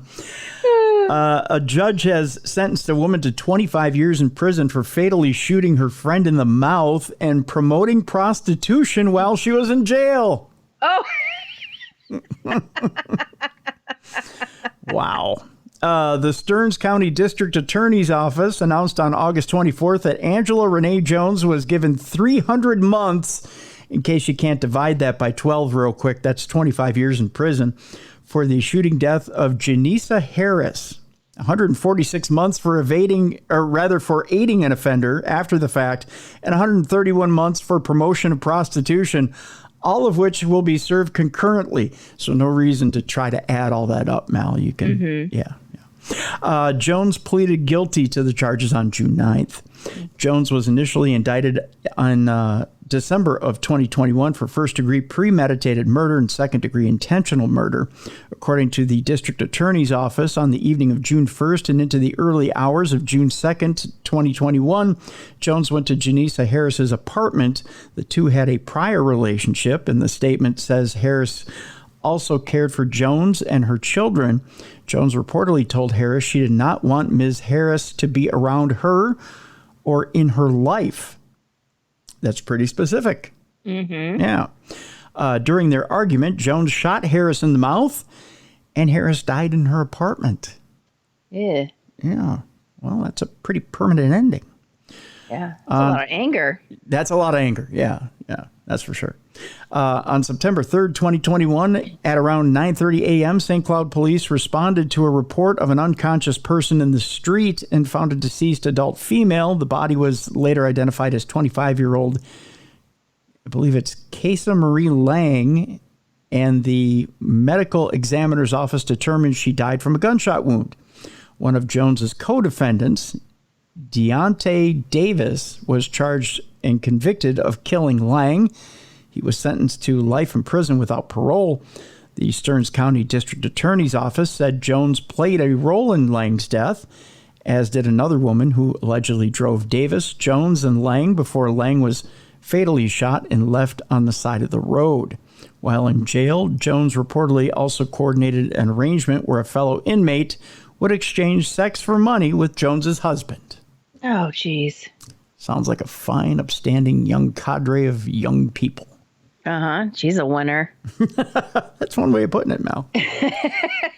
You use big words. I do, yes. She's a winner. She's a winner. Yeah, that's how we put it in Minnesota. She's a winner, you know. Yeah. Don't bring her home to your mom. Nope. Nor don't bring her down to the Legion for a fish dinner, you know. Yeah. Yeah. We don't take them down there, you know. That's just how they do it in St. Cloud. I don't know. Just saying. Yep. Home of KNSI Radio. I got nothing. Yeah. We'll move on. I believe this is a Louisiana woman is accused of stabbing her grandfather in the face during an argument over her hygiene habits. Oh, God. I have to ask you, Mallie, how many arguments have you had with your grandparents, and did you ever stab them in the face? I have not had one argument with my grandparents because I was afraid of them. Right? Yeah, they were Southern, they ran the family. Yeah. No. I think once I might have said something. I was very young. I said something to my Grandpa Dennis, and he promptly swatted me on the behind many times, and I didn't say a cross word to him since. Mm-hmm. Yeah. I didn't tell my grandfather that I was getting divorced, and my parents both said, don't tell Grandpa that you're getting divorced. And then he passed away, unfortunately. And then I went down to visit my grandmother after he passed, and I finally came clean, and she's like, oh, I didn't like him anyway. Oh. He was crazy. Oh. Like, I just supported. He wasn't crazy, but I just supported that. Like, okay, Grandma, yep. But yeah, because they were old school. Yeah. Southern Baptist, you don't get divorced. You don't, right. Air your dirty laundry, all that stuff. They were the patriarch and the matriarch of the family, and you just, I don't know. You kind of said that a little Southern. Patriarch Oh, did I? Matriarch of the family. Well, they were Kentucky. Do you feel like maybe in retrospect now, maybe you could have told Grandpa? No. No, okay. All right. I figured I'd ask. I mean, it doesn't hurt to ask, because hindsight's 20/20, and you never know. Maybe Grandpa would have said, "Oh, he's crazy." I'm glad you did that. No. He still would have said. I love him. I loved him. Yeah, still do. But he was just very. You just had to watch your P's and Q's and sure. Act like a lady and all that stuff. So The things that come out of my mouth now, he would not be happy with. Well, and I'm not inviting him in to listen to any of it either. So, I don't want to sully your reputation with Grandpa. That's okay. My grandmother actually became more relaxed, though, when he passed away. Really? Mm-hmm. Just a little bit, but yeah. My grandma became more relaxed around my grandpa in the later years and basically told him to shut up a lot, which was fun. That was fun to watch in their later years. Did that ever happen? Did your grandma become more relaxed in the later years with Grandpa? No. No. But I've watched it with Derek's grandparents. Yeah. Like his grandmother has no filter anymore. Yeah. She just says whatever she feels. Mm-hmm. And actually, it's kind of entertaining. And his other grandmother did that too. Like I guess she never used to swear. Yeah. And then as she got older, she was a sailor. See? Like her mouth, yeah. Yeah. Yeah, my grandmother pretty much told my grandfather towards the end of his life where the bear would shit in the buckwheat. Just saying. She let loose towards the end of her life. She had no qualms. Maybe you just don't have. Maybe when you get older, you just don't have patience anymore for bullshit. I think that's what it is. I think you nailed it there. Yeah. Because as I'm getting older, yeah, I have less tolerance of people. That's a good way of putting it. It's a good way of putting it, Mel. Yeah. So talk to me in 5 years. I'm not even going to wait 20 to hit the 70s. I'm going to get 5, so I'll be in my 50s. Yeah. You'll probably mid-50s. You'll probably start popping off on people. I'm thinking is what's going to happen. Yeah. Well, I think this man probably could have started popping off on people earlier, or he started popping off too early, right? Because his 22-year-old granddaughter wasn't taking it. And wasn't taking it lying down. As a matter of fact, his 22-year-old granddaughter was arrested this week after she allegedly stabbed her grandfather in the face because they got into a fight over her hygiene habits. Maybe it was really bad hygiene. Like there was a little truth to what he was saying. I think there probably was a lot of truth. Because it sounds like there's a lot of anger that she has. So he might be speaking some truth. She was a wee bit sensitive about it. Yeah, just a tiny bit. She's probably been told that before. Well, there's something to be said about a little bit of deodorant going a long way. Mm-hmm. Just saying.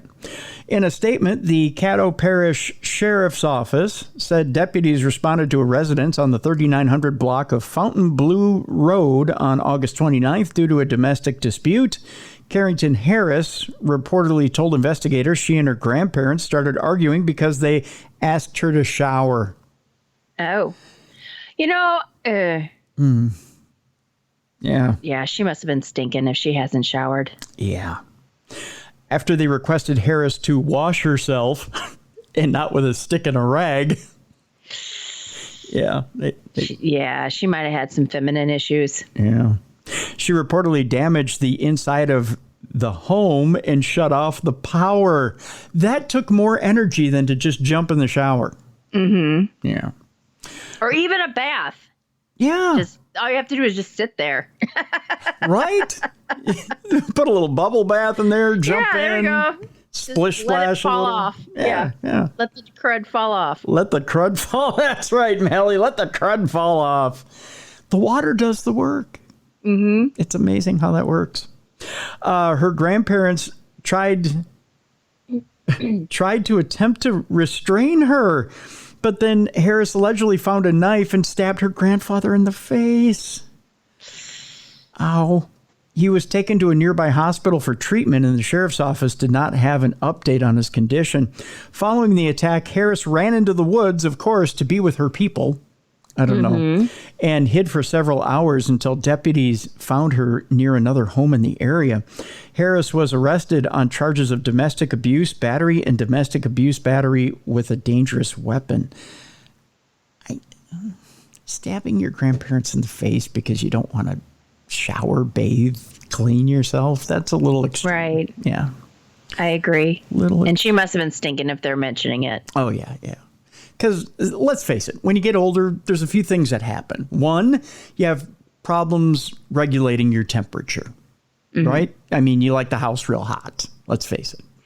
Two, the sense of smell goes. That's another thing that happens. You always hear old people wheezing, right? Mm-hmm. Okay, so if she was stinking, she was stinking. Right. Yeah. Oh, could you imagine the cop car? Oh, the poor police officer. They have to, when you think about it, they've got to deal with a lot of stuff. People spitting on them, throwing up in the car, defecating, urinating, all that stuff in the backseat of the cop car, and they got to clean it out. I think I just threw up in my mouth a little bit. Yeah. That's horrible. Let the odor linger. The odor linger. That there's probably a lot of Febreze hookups there in the vents in the cop car. It's like from the movie Seven. Remember when they had all those pine trees hanging from the ceiling because that dead guy was in bed? Yep. It's like that in the cop car. I'm sure. Oh, man, oh man, a Sheffits, I'm telling you. Yeah. Just spray with a hose. That's probably what happened. The minute they got her into booking, they probably turned the hose on her. They're like, you don't want to shower, huh? Hold on. We gotta care for that. You stink. Hold on to this bar of soap and hold on to that bar over there. We're going to turn it loose. They're doing like somersaults because of the water pressure. They're going around like a pinwheel against the wall.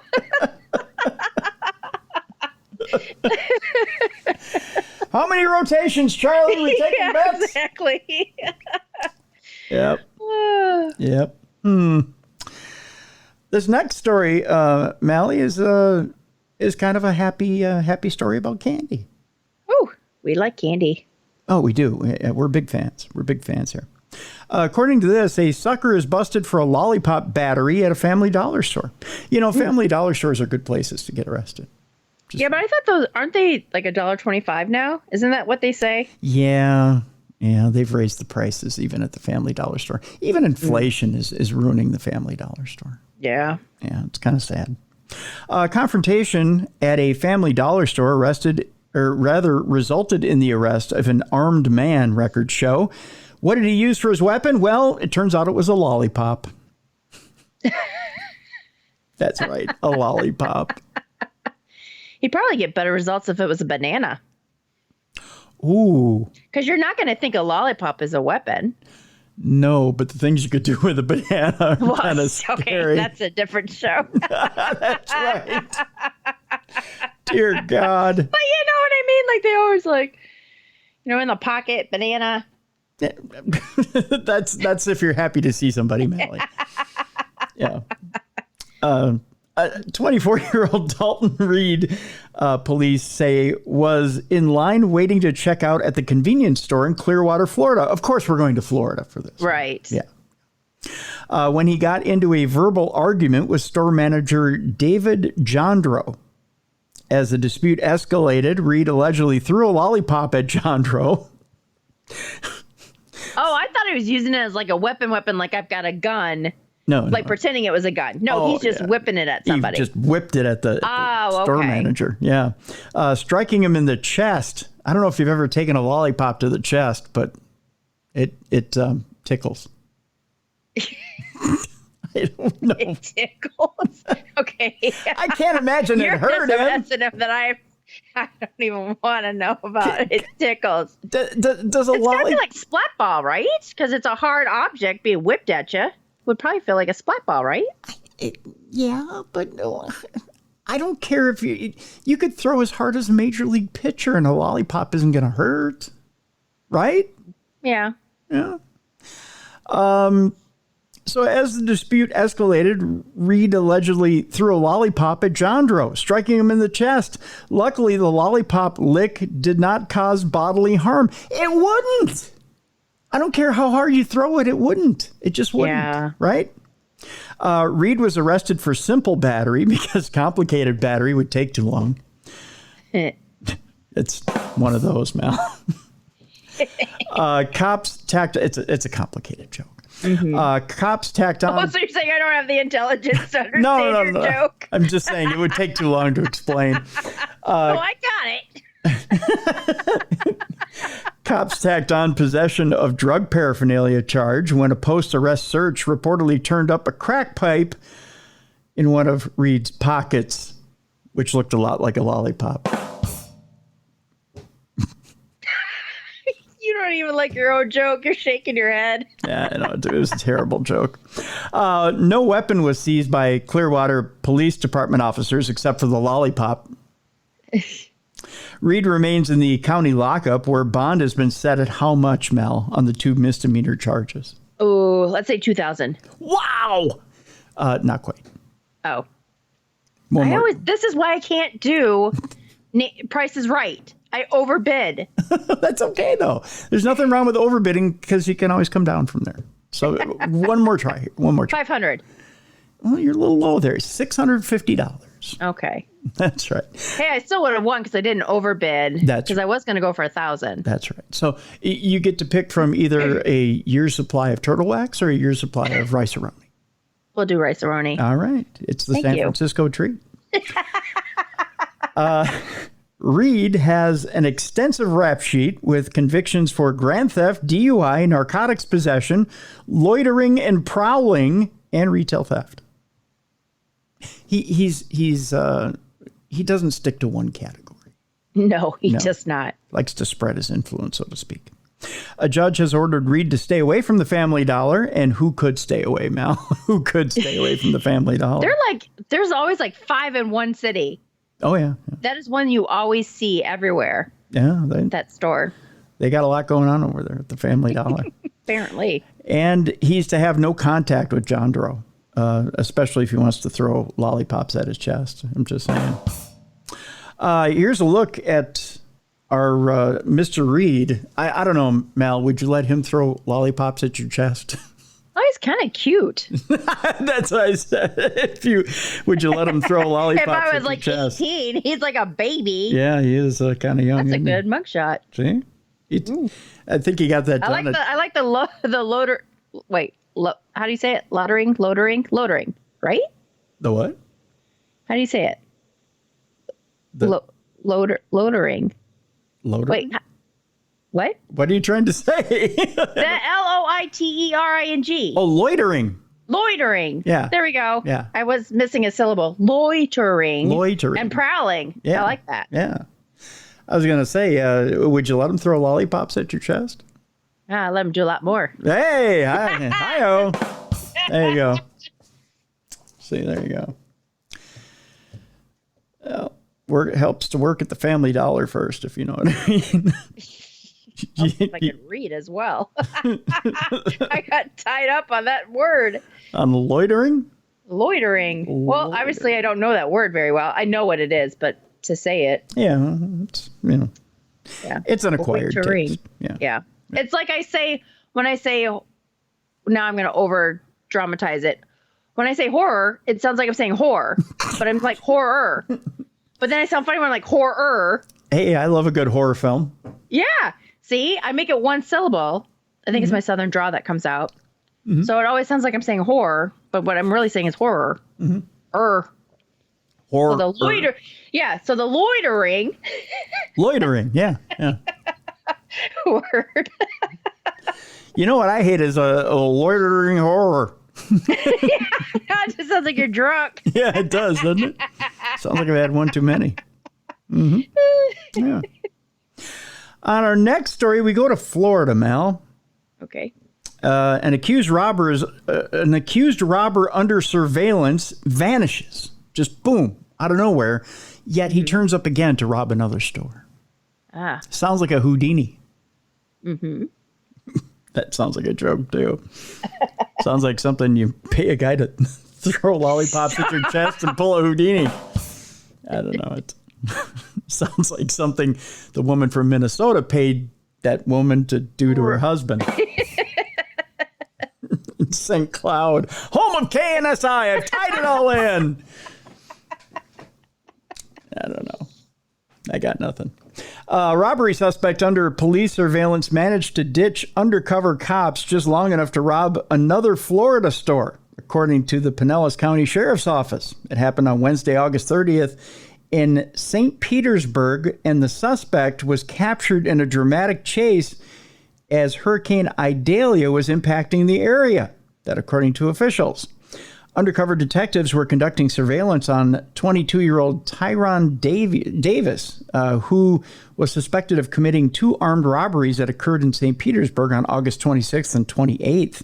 The undercover detectives lost contact with Davis and were then notified of a just occurred armed robbery at the Mobil station where the suspect matched the description of Davis. Detectives relocated Davis and attempted a traffic stop. However, the vehicle fled while Davis leaned out of the passenger window from the waist up and fired multiple rounds at the undercover detectives. Ooh. He's a busy guy. Yeah. The 2 vehicles exchanged gunfire before Davis's vehicle crashed into a pole near the intersection of 10th Avenue South and 12th Street South. Davis was captured and found to be uninjured, officials said. A female had been driving the vehicle, but her identity and condition were not released. 8 to 10 shots were fired at the pursuing police car, but the detective was not hit, according to officials. 2 bullets were found lodged in the car. Davis is expected to face a series of charges, according to officials. It's a scary situation for everybody. Pinellas County Sheriff Bob, I believe this is Galtieri, said at a news conference, "We're lucky that nobody else was hurt." Hurricane Idalia made landfall as a Category 3 storm at 7:45 a.m. on Wednesday, that's last Wednesday, near Keaton Beach, Florida, in Pinellas County on Florida's west coast. And they were spared the worst of Idalia, but the region was inundated with rain and storm surge, according to the Tampa Bay Times. So there you go. Let's move on. Mallie, I don't know if you've ever had this experience or not, but sometimes we all get a little too tipsy to drive our own vehicle. So we get a designated driver. Yes. Okay. A DD. A DD. Right. A DD. That's perfect. Sometimes our DD's a little young. Okay. It's a fair way to put it. Sometimes, like how young? well, maybe they've just passed their driver's license test. Okay. Maybe they're 18. All right. Okay. Maybe they're 21. And maybe they're 10. I don't know. Maybe it's your stepson. Maybe it's your son. Right. Maybe they learned to drive in a Hot Wheel or a little like power Jeep, and you've just decided that, hey, they're going to graduate from power Jeep to daddy's truck. Right. They can drive in a straight line, so we're all good. That's right. We go to Phoenix, Arizona, where a Phoenix man let his 10-year-old son drive the pickup truck on the freeway because daddy's had a little too much. How could he even reach the pedals? I have a hard time reaching the pedals. Maybe he's tall for 10. Yeah. I don't know. We'll find out here.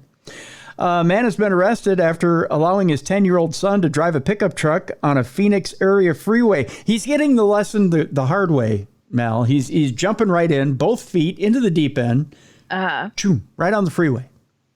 We're not taking back roads here, Mal. Or was the drunk guy in the driver's seat, but the kid had to control the wheel?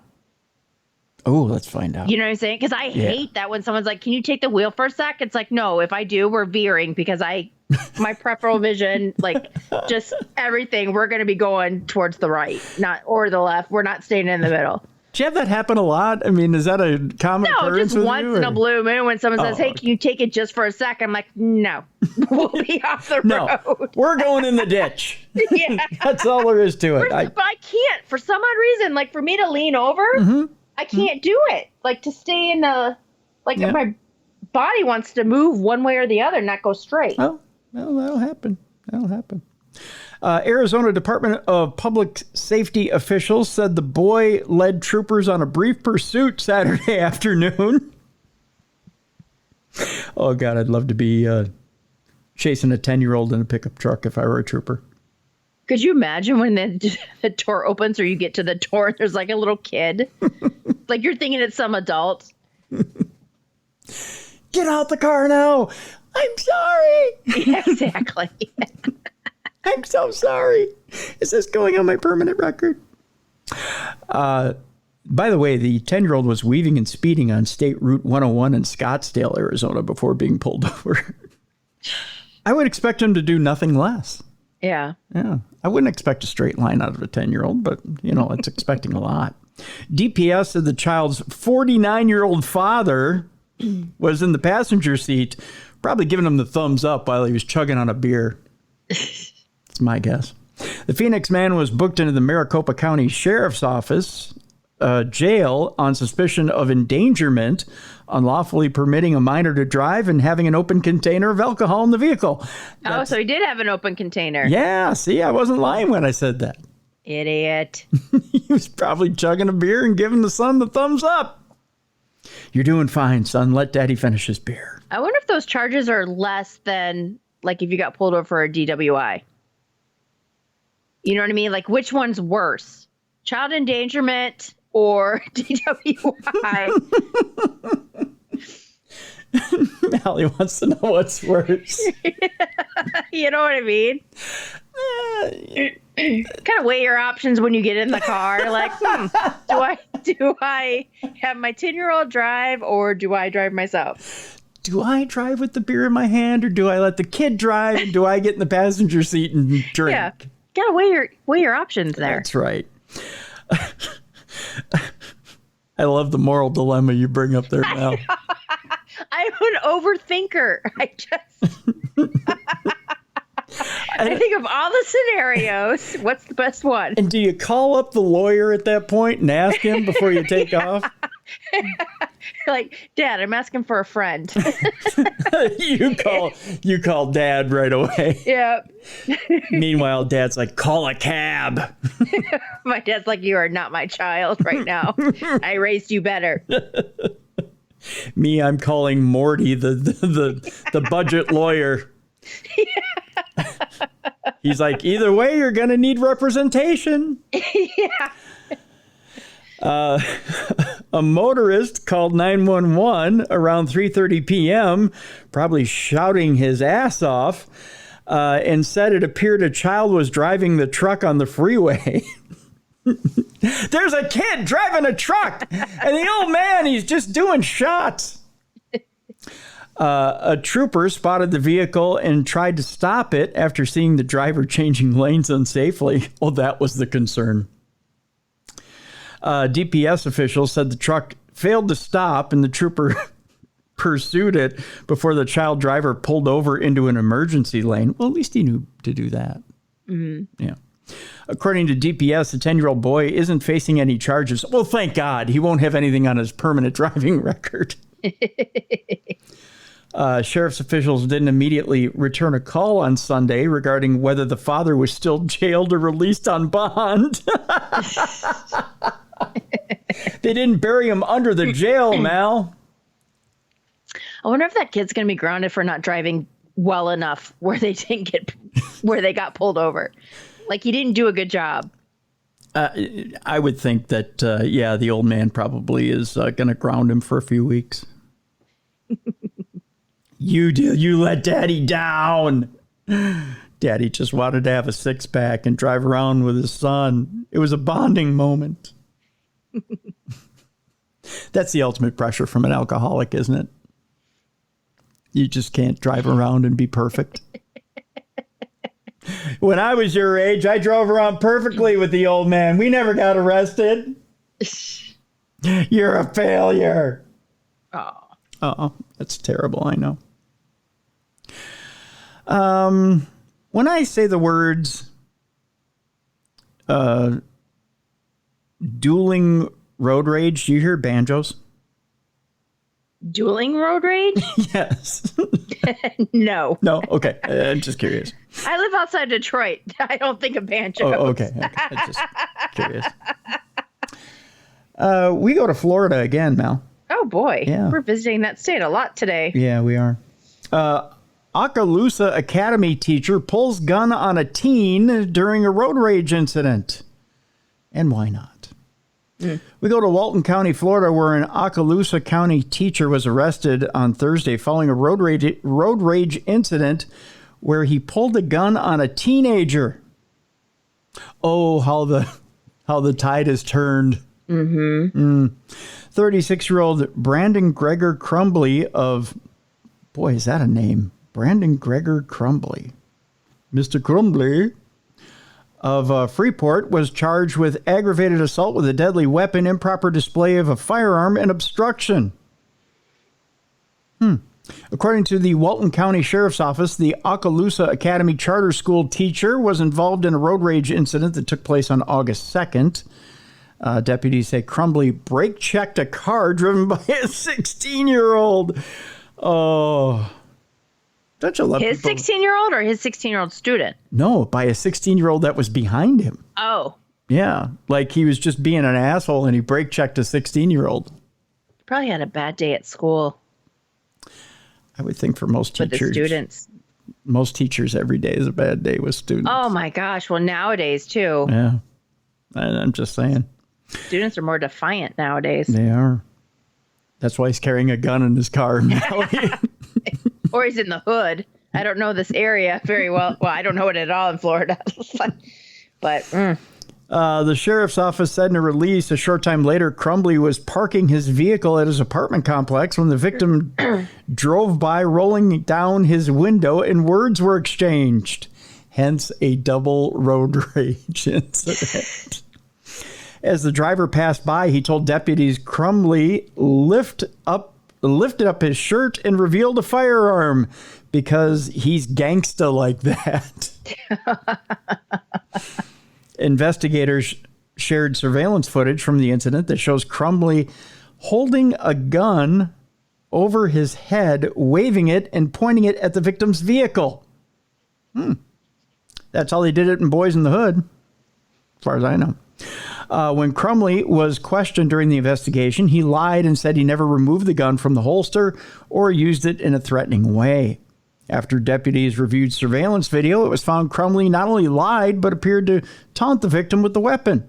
According to deputies, as the vehicle was seen leaving the area, Crumbley is seen holding the gun over his head, pointing it at the victim's vehicle, and then towards the sky as if to wave him back towards him. So in other words, he held it up in the sky like this, Mallie, and then he's like, "Come on back, son." oh, Come get some of this 9mm. A warrant was then sent out for Crumbley's arrest, and he was found Thursday at his home on Hammock Trail East in Freeport. Crumbley was taken to the Walton County Jail and released Friday morning on how much bond? oh man, you keep doing this to me. I'm gonna say $5,000, Go a little higher. $750 or $7,500. One more try. Jeez, 10. You got it. You got it. Circle gets a square. Mallie got it. $10,000 bond for Mr. Crumbley. Mr. Crumbley is an ESE teacher and bus driver at Okaloosa Academy Charter School, according to the school's website. So there you go. He's not going to make it out on bail. They don't get paid squat. That's true. Very true. Poor guy. Yeah. We continue with the road rage shooting.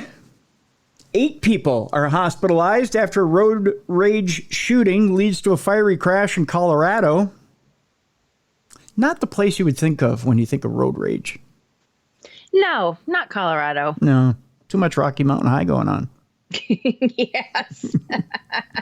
True. A probable road rage incident has left 8 people hospitalized after a car crashed into a field near Fort Collins, Colorado. The Larimer County Sheriff's Office is investigating a shooting that happened on Thursday afternoon in area northwest of the city near Owl Canyon Road and U.S. Highway 287. Shots were allegedly fired by the driver of the car into another vehicle, which then crashed and caught on fire. Yikes. 8 people were inside the car when the shots were fired, but none were hit nor received any injuries from the shooting, which is a minor miracle, Mallie. However, they did sustain injuries, mostly minor, to help the injured people also caught on fire. Yikes. However, it wasn't from the burning car, according to firefighters, but because the ambulance was very old. Oh. Just because it was an old ambulance that caught on fire.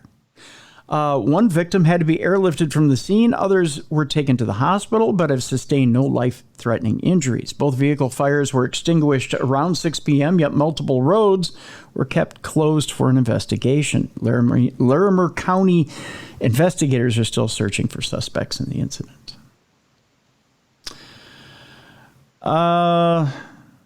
Okay, this next one I don't know qualifies as a crime. Other than a crime of just, it's a damn shame type crime. Okay. Are you ready for this? Yep. First of all, not that I'm trying to dig too much into your past history, but do you know of anybody or have you yourself ever been evicted from an apartment? No. And I don't know anybody that has. Okay. This is a nightmare, Mal, when it comes to somebody being evicted. Okay. Okay. We go to Dallas, where a Dallas apartment complex evicted a tenant, threw their belongings in a dumpster. I saw this on TikTok. But it was the wrong unit. Yes, I saw that. I felt so bad for the guy. Like, they threw away everything. They threw away everything. Yes. Yeah. It was a damn shame.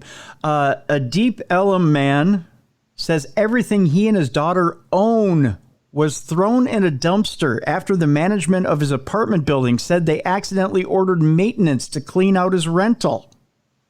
Oh, my God. Turns out apartment management had the wrong unit number. And now that man says he's out tens of thousands of dollars, but the building management argues he never should have been living there to begin with. Oh, I didn't see that part. Yeah. I just saw the part where they threw away everything and everything was picked over by people that lived in the building, and then things were damaged, but they offered to clean his mattress after someone had urinated on it. Oh.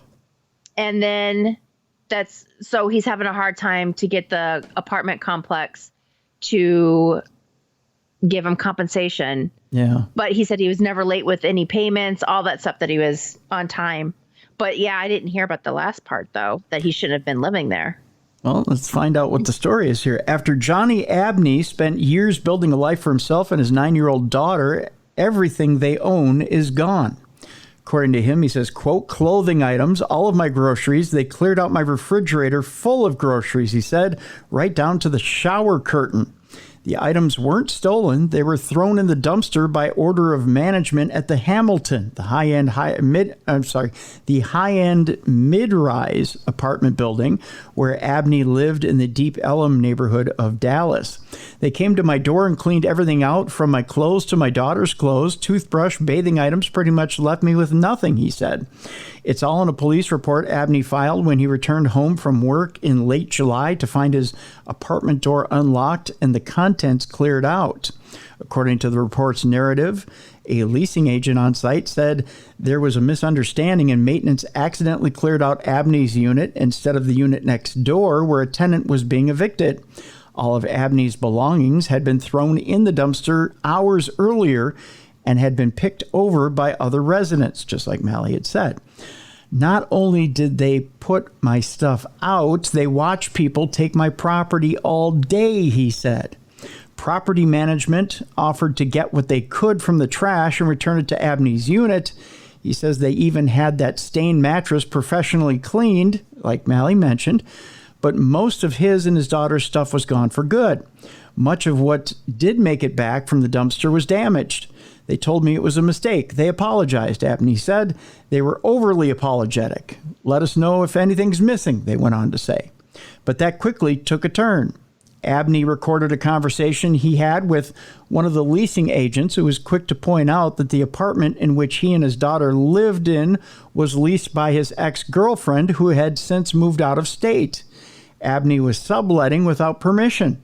And even though receipts provided to Fox 4 by an attorney for the Hamilton show Abney paid the nearly $3,000 in rent each month, any direct discussion about making him whole was off the table. We are binded like by law. We cannot discuss anything with you or anybody who is not her lease, the apartment manager said. Oh, I see where this is going. Ah, they found a loophole. Yep. According to this lawsuit, Abney has now filed against the property management company. They gave him 24 hours to fill out his own rental application or face eviction. I've already lost property, he said. Now you're trying to kick me off the property with no resolve, is his question. The eviction notice was posted on his door 24 hours later. Jason Friedman is Abney's attorney. He says the issue of who was on the lease is irrelevant.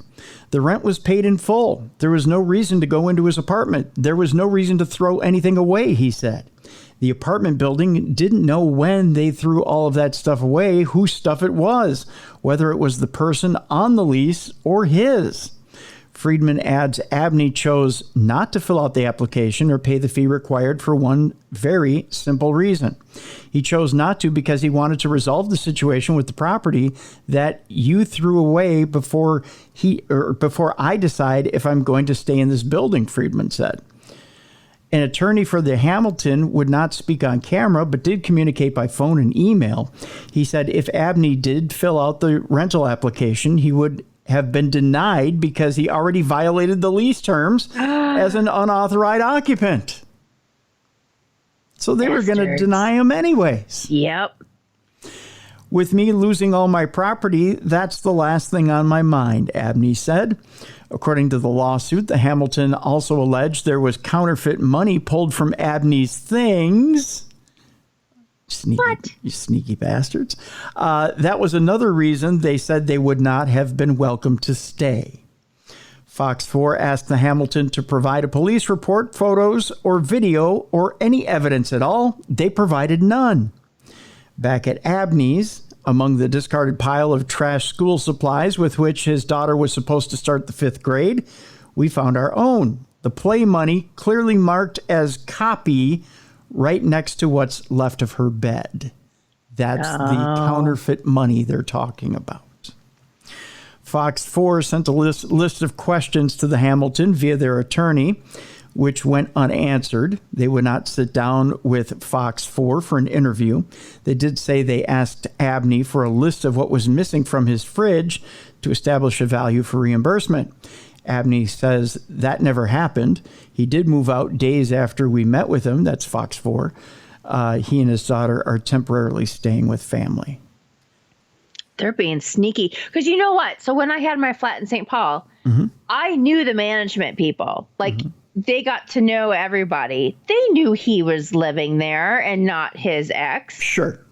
I mean, the checks, all that stuff would have been in his name, or money orders or whatever he used. They would have got to know him. Absolutely. So they knew it. Yep. So they were just trying to find a loophole so they didn't have to pay. That's right. And probably raise his rent.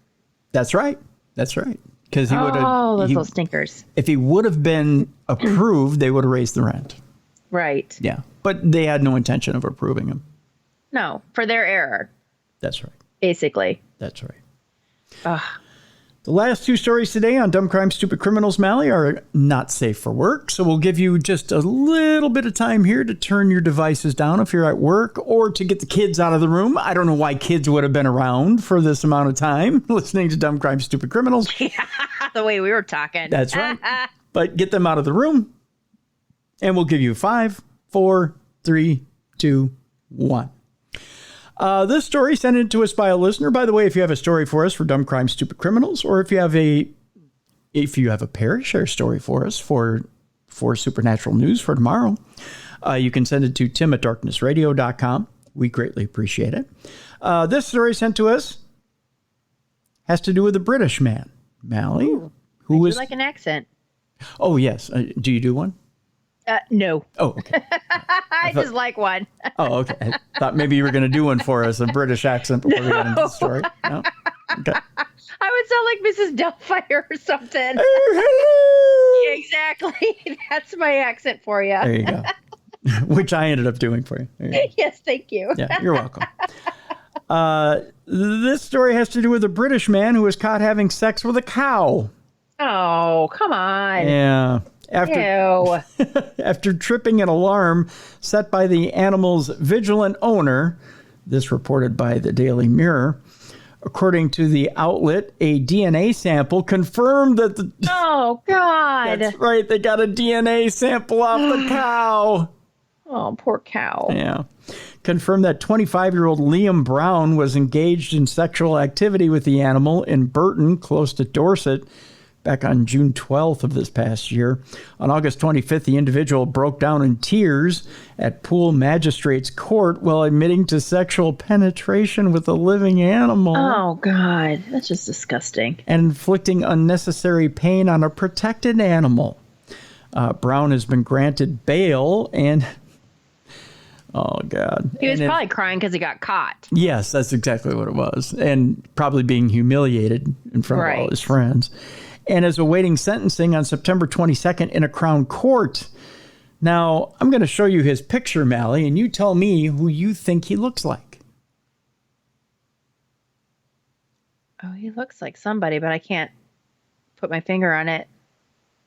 Doesn't he look like Leonardo DiCaprio's cousin? A tiny bit. Yeah. A tiny bit. He looks like he could be related. At least I think so. I know, that poor cow. Oh. just one of the final 2 icky stories we have today. And the final icky story we have today to wrap up Dumb Crime, Stupid Criminals, I'll just read the headline here to you, Mal. Okay. Tiny taunt lands felon back behind bars. Tiny is in quotes. Okay. A man beat his ex after texts about the size of his manhood. Somebody's a little sensitive. Yeah, just a tiny bit. Yep. We head back one more time to Florida, Mallie. Jeez. I need frequent flyer miles. I know, right? Although we're not going to Spain with those frequent flyer miles. Oh, speaking of Spain and the diarrhea thing. Yeah. Disclaimer, I do have 2 bonus children, because when I said I have no children when we were talking about diarrhea, I do have 2 bonus ones, but I never had to change their diapers. Yeah. So we're good. I don't want to forget about my bonus kids. Yeah. Well, you don't want to wipe any shitty butts either. Right? Yeah. Just saying. There's that too. But, yes. So I have 2 bonus kids. There we go. Yeah. Let Dad take care of those butts. Just saying. Yeah. Well, basically that was it. Right on. A Florida man is behind bars on battery and burglary charges after allegedly attacking a former girlfriend who taunted him via text about having a little penis. Oh, it's not the size, though, that matters. Oh, Mallie. Mm-hmm. Oh. Just saying. Yeah. If you know how to work it, yeah, that's all you need to do.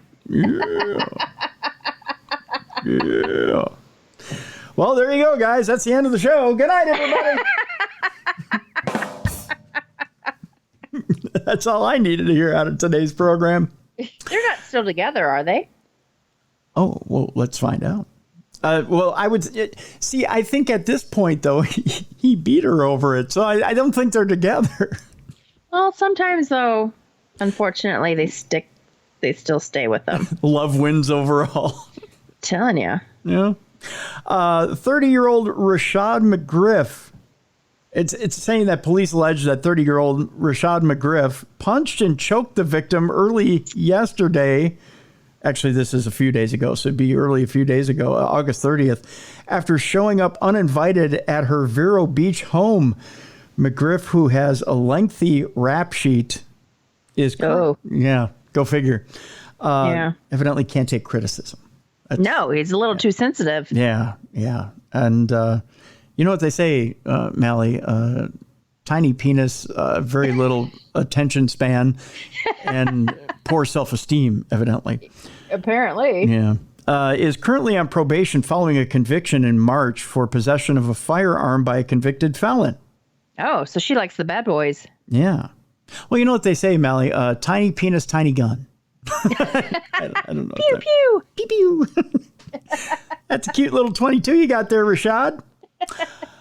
McGriff, the victim told police, is the father of her 3 children. So evidently it does work. Yeah. Yeah. I don't know why he's like I said, it doesn't matter on the size. There you go. Investigators say that the 42-year-old woman was in her bed when McGriff got into the house, which he has no commitments to. I don't know what that has to do with anything. Does that mean that they live apart, apparently? I guess. I guess that just means he doesn't pay rent. Yeah. Freeloader. Yeah. It's probably the tiny penis, I'm just saying. Anyways, pew pew. McGriff then allegedly punched the woman in the face and choked her, probably because of his tiny penis, which obstructed her ability to breathe temporarily. Yeah, big man. The woman, not really. Not really, no. Pew pew. The woman, who was bleeding from the bridge of her nose, told police that she had texted McGriff a photo of someone else's penis. Well, that'll get him riled up, won't it? Yeah. Yeah. Can I say back in the day, people used to send me their penis pictures. Oh, well, congratulations. Yeah. No, when I was like on air with you guys. Oh, while like we were on the radio station. Yeah. Oh. Yeah. Oh. One time this guy put a Kleenex on it and he made it look like a ghost, but it was standing up. Yeah. Oh, really? Yeah. Yeah. So that's one of the perks of being on the radio. Yeah. Penis pics. Did he draw eyes on it? Yeah. Really? Uh-huh. So it was like a little pop-up ghost? With a boo, scaredy kids, boo. Yeah. No, but that was, I used to get those once in a while. Like, whoa. Were there other characters too? Or is it like a little vampire and a little wolf man or anything like that? No. You figured they're like little puppets. Yeah, like little puppets, little penis puppets. Yeah. You figured there'd be a wolf man, like somebody hadn't shaved in a while? Yeah. No? Nothing Nope. like that? Well, that was back in the day. No, yeah. Back in the radio days. Good times. Imagine if I opened it up. Whoa, hello. Hello. There's a ghost. There's a church. There's a steeple. Oh, sorry, I kind of got us off. No, not. Well, I mean, Kinda what? I should have finished my sentence. Yeah, Got you us off track. You should have. Yeah, you should have. Anywho. In my head, I completed the sentence. Just out of my mouth, I did not complete the sentence. Yes. Stop. Okay, I'm gonna shut up now. All right. Okay. So the woman had texted McGriff a photo of someone else's penis, which get Rashad a little pissed off, so to speak. And advised Rashad he had a little penis. She played compare and contrast with him. Probably not the best idea. McGriff did not respond to those texts. Well, he did, but not in the way she wanted. She added, but instead arrived at her residence around midnight on Tuesday. I'll show you a picture of McGriff here in a second. Oh, I was like, not a picture of McGriff. Like, no, not flashback. Not like that. I won't show you a ghost picture of McGriff. Put it like that. McGriff had departed the woman's home before cops arrived. McGriff, who was listed as a cook in jail records, was arrested and booked into the county jail on how much bond, Mallie? Let's play that game. Oh my God! Okay, he wasn't wielding a gun. How much do you hold the penis puncher on? Oh, I'm gonna go for 8,000. A little higher. Dang, Is it higher than the 10? Yes, higher than 10. Oh, let's go for 15. He isn't holding 15, but a little bit higher. Let's go for 17. I'm sorry, Mel. 16,000. 16. Oh, You were I close. just don't do well. You were close, but no cigar on that deal. And sometimes a cigar is just a cigar. Stop. McGriff is scheduled for arraignment in the battery and burglary case on October 19th.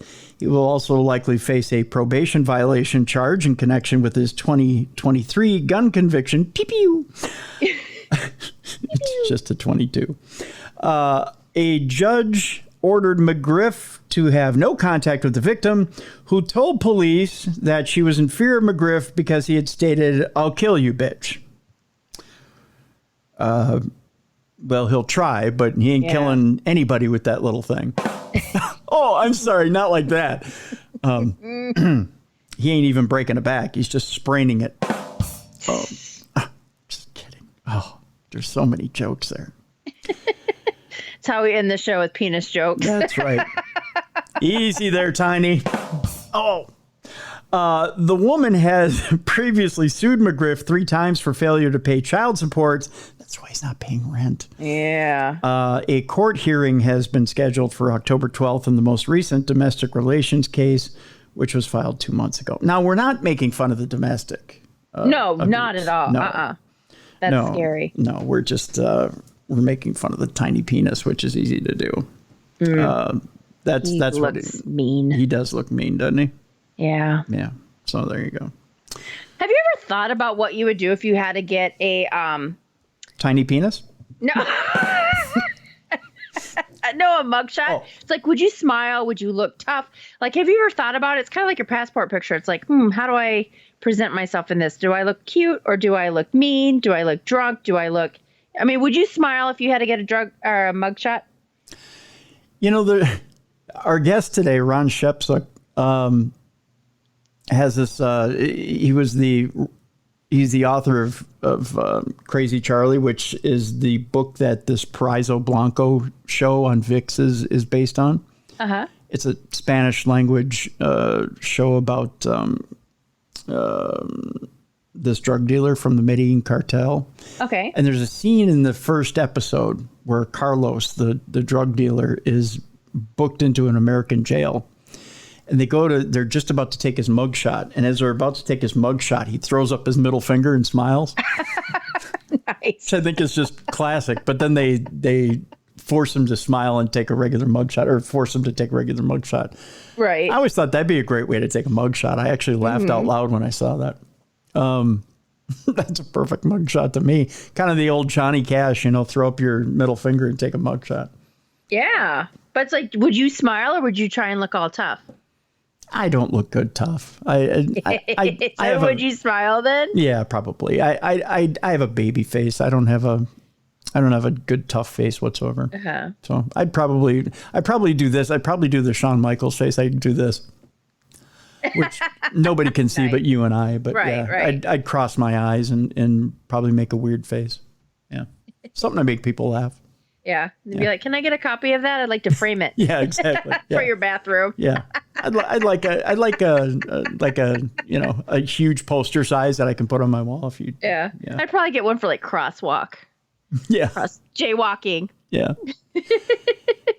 Oh, you know what? I told my alternate side parking story to the to Mike Ricksecker and to the Lime Killers at Michigan Paracon. They absolutely loved it. Oh. Yeah. Have I ever told you that story? Nope. I've told it here on the show before. I won't regale people with it on this episode, but maybe in a future episode, I'll tell you off air, Mallie, about the time I spent the weekend in Winona County Jail over an alternate side parking ticket. Oh, yeah. No, you never told me. No. So do you have a mugshot then? No, they didn't. Oh. They didn't print me, and they didn't take a mugshot. Okay. But I'll explain to you why. But let's just say it was a very interesting weekend. It's the best story I have by far, and I had all three people. Actually, Mike had his wife there, so I had all four people rolling over it. At the time, it's not funny, right? Yeah, because I was in an 8x8 and in a row of cells with 5 other guys, and let's just put it this way: I'm in on an alternate side parking ticket with a bunch of people with some felonies that were not so nice, but. What'd they feed you? Oh, we got catered food the entire time. Oh. Yeah, because Winona County didn't have kitchen facilities. Oh, nice. So they catered in from a restaurant. Nice. Yeah. So no bologna sandwiches for you. No, in fact, they were really good sandwiches. They were like when we had lunch, it was like a catered deli sandwich. Okay. Yeah, and nice. And fresh fruit and yeah, I'm all about the food. Yeah, we ate well. We ate well. Yeah. Maybe that should be my new book. Judge. I mean, I purposely won't put myself in jail. But no, we ate well. Meals around the county jails. Yeah. No, we ate well. We ate well. But nice. Yeah. But I'll tell you that story over here. Okay. Yeah, please do. Yeah. You'll enjoy it. It's a good one. And now everybody else is like, why won't you tell us? It's on a past episode of True Crime Tuesday. I'll try to figure out which one it is, and I'll let you guys know so you guys can listen to it. If not, I'll regale you with the tale later. I just don't know which episode. I'll regale you with it, but it's I've told it before. It's old hat. Let's just put it this way. I owe my life and my how should I put this, Mal? I owe my life and my my backside to one of the COs at Winona County for not busting me out when I gave my story to the other inmates in maximum.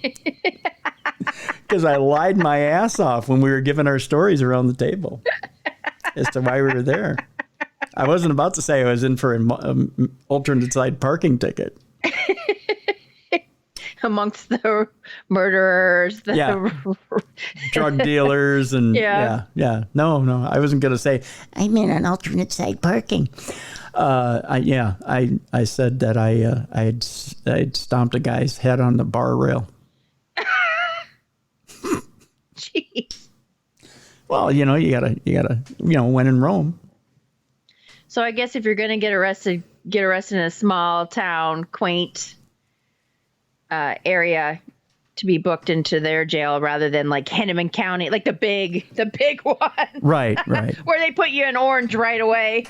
Oh, I was in the county blues. Were you? Oh, yeah. Okay. They hosed me down, put me in the county blues, and I'd gone in. It was overnight, so I was trying to drive.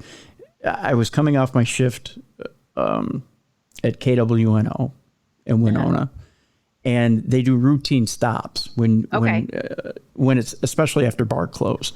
And I was driving over the bridge from Minnesota to Wisconsin because I lived in Wisconsin at the time. And they stopped me before a routine stop to see, it's just to see if you're drunk or whatever. And so they stopped me. And of course, I'm not drunk. I'm coming from work. So they said, okay, no problem. So the listeners are getting the story after all. No. I'm going to stop short. But they went to check my license, of course. And so I'm sitting in the car and they said, I told them I'm coming from KWNO. I'm just coming from work. Oh, no problem, Mr. Dennis. Okay, we're just going to check your license real quick and you'll be on your way. Great, no problem. I'm sitting in the car and I'm waiting and I'm waiting. And I'm getting nervous. Yeah, now I'm like, well, what the hell's going on? Right. This is taking a while. And then the cop walks up to the side of the car and says, Mr. Dennis, I'm going to need you to step out of the car. And I'm like, oh, how come? And he goes, well, I'm afraid you have a warrant out for your arrest. News to me. Right. I'm like, I do? Well, yes, you do, sir. I said, for what? Well, you have an outstanding alternate side parking ticket, sir. Now, what the heck is an alternate side parking ticket? Like, now, alternate side, I don't get it. Okay, so what happens is in the wintertime in Winona on the street, because I lived on West Broadway in Winona. Okay. So you have to park on the street because you don't really have a driveway. Okay. So you have to park either on one side of the street or the other when they plow. Oh, okay. Yeah. All right. I had to deal with that when I went to St. Thomas and St. Paul. Right. There you go. Yeah. So, so you know what it is. Okay. So, so I was on the wrong side of the street one day when they plowed and they gave me a ticket. And it's rather than towing. Right. And it's a $10 ticket. Oh. $10 ticket, right? Right. So I asked the officer, I said, well, can I just wait until Monday and go in and pay it? At that point, it got real serious with the officer, and he said, are you trying to bribe me? No, sir. I'm not trying to bribe you. I'm just asking, is this just something that can wait until Monday and I can go in and take care of it? Right. No. You don't understand. There's a warrant out for your arrest, which means we need to take you in. And I went, oh. Take me in. Well, can I just get a hold of somebody and can I take care of it at the station? No. You need to see a warrant. Right. You need to see a judge. This is a bench warrant. Right. A bench warrant on $10. Right. Is it because it had been so long? Like the ticket had been out there for so long? It had only been out for 3 years. Only 3 years. That's a long time, Tim. I think you're saying like 3 weeks, 3 months, 3 years. A lot can happen in 3 years. Well, in my world. You never got a notice? Like you never got, no, you got the ticket. No, I got a ticket, but I had never gotten anything in the mail. That's because it was on your car. Yeah. If the ticket's on your car, you should pay it. Not wait for it to come in the mail. If they were to do that. I was a college student. I didn't know.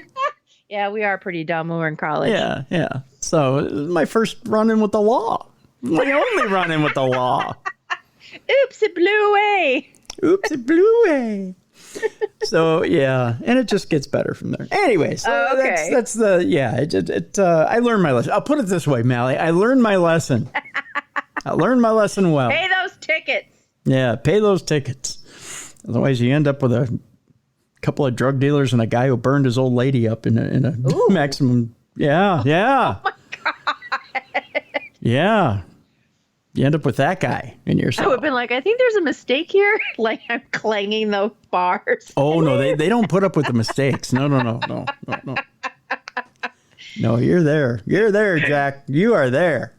So, yeah. So I learned my lesson. So, so that was my first run-in with the law.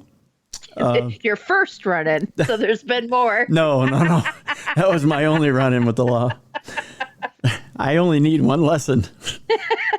Then I'm You're good. a quick learner. I am. I'm a very quick learner. Yep. Excellent book learner. So that'll do it for today. And tomorrow, Supernatural News on the program on Darkness Radio. Got a good week of shows this week, folks. Thursday this week, Mallie. Uh-huh. Are you ready for this? Sure. The Click-a-Tat Ape Cat. Say that What? 10 times. Yeah. Click-a-Tat Ape Cat. Okay. A somewhat new cryptid. Okay. Click-a-Tat Ape Cat. Is it found in the States? It's in Washington. It's not too far away from Trout Lake, Washington, and the Essetti Ranch. But we'll talk Sasquatch, we'll talk aliens, and we'll talk the Click-a-Tat Ape Cat. That is hard to say. Yeah, tell me about it. I practiced it in front of the mirror for about half an hour. So, yeah, the Click-a-Tat Ape Cat is coming up this week with our buddy James.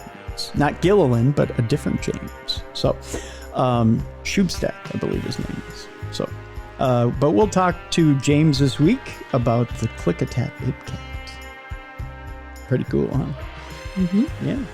So that's all coming up this week. So we'll have Mallie back tomorrow for Supernatural News, unless she's not planning on showing up, and I'm just putting her on the spot. But, I'll be there. Ah, there you go. Okay, so I put her on the spot. Me and my loitering ways. There you go, and your loitering ways. See? She said that in sheer horror. Yeah, horror. There you go. But that'll do it for today. For Dumb Crime, Stupid Criminals, for Mallie Fox, I'm Jim Dennis. Thank you so much for continuing to be a wonderful and faithful listener of Darkness Radio. We greatly appreciate it, and of True Crime Tuesday. So thank you so much for listening today. We'll see you tomorrow for Supernatural News on Darkness Radio. And thank you so much for listening to the best in true crime podcasting. This has been True Crime Tuesday.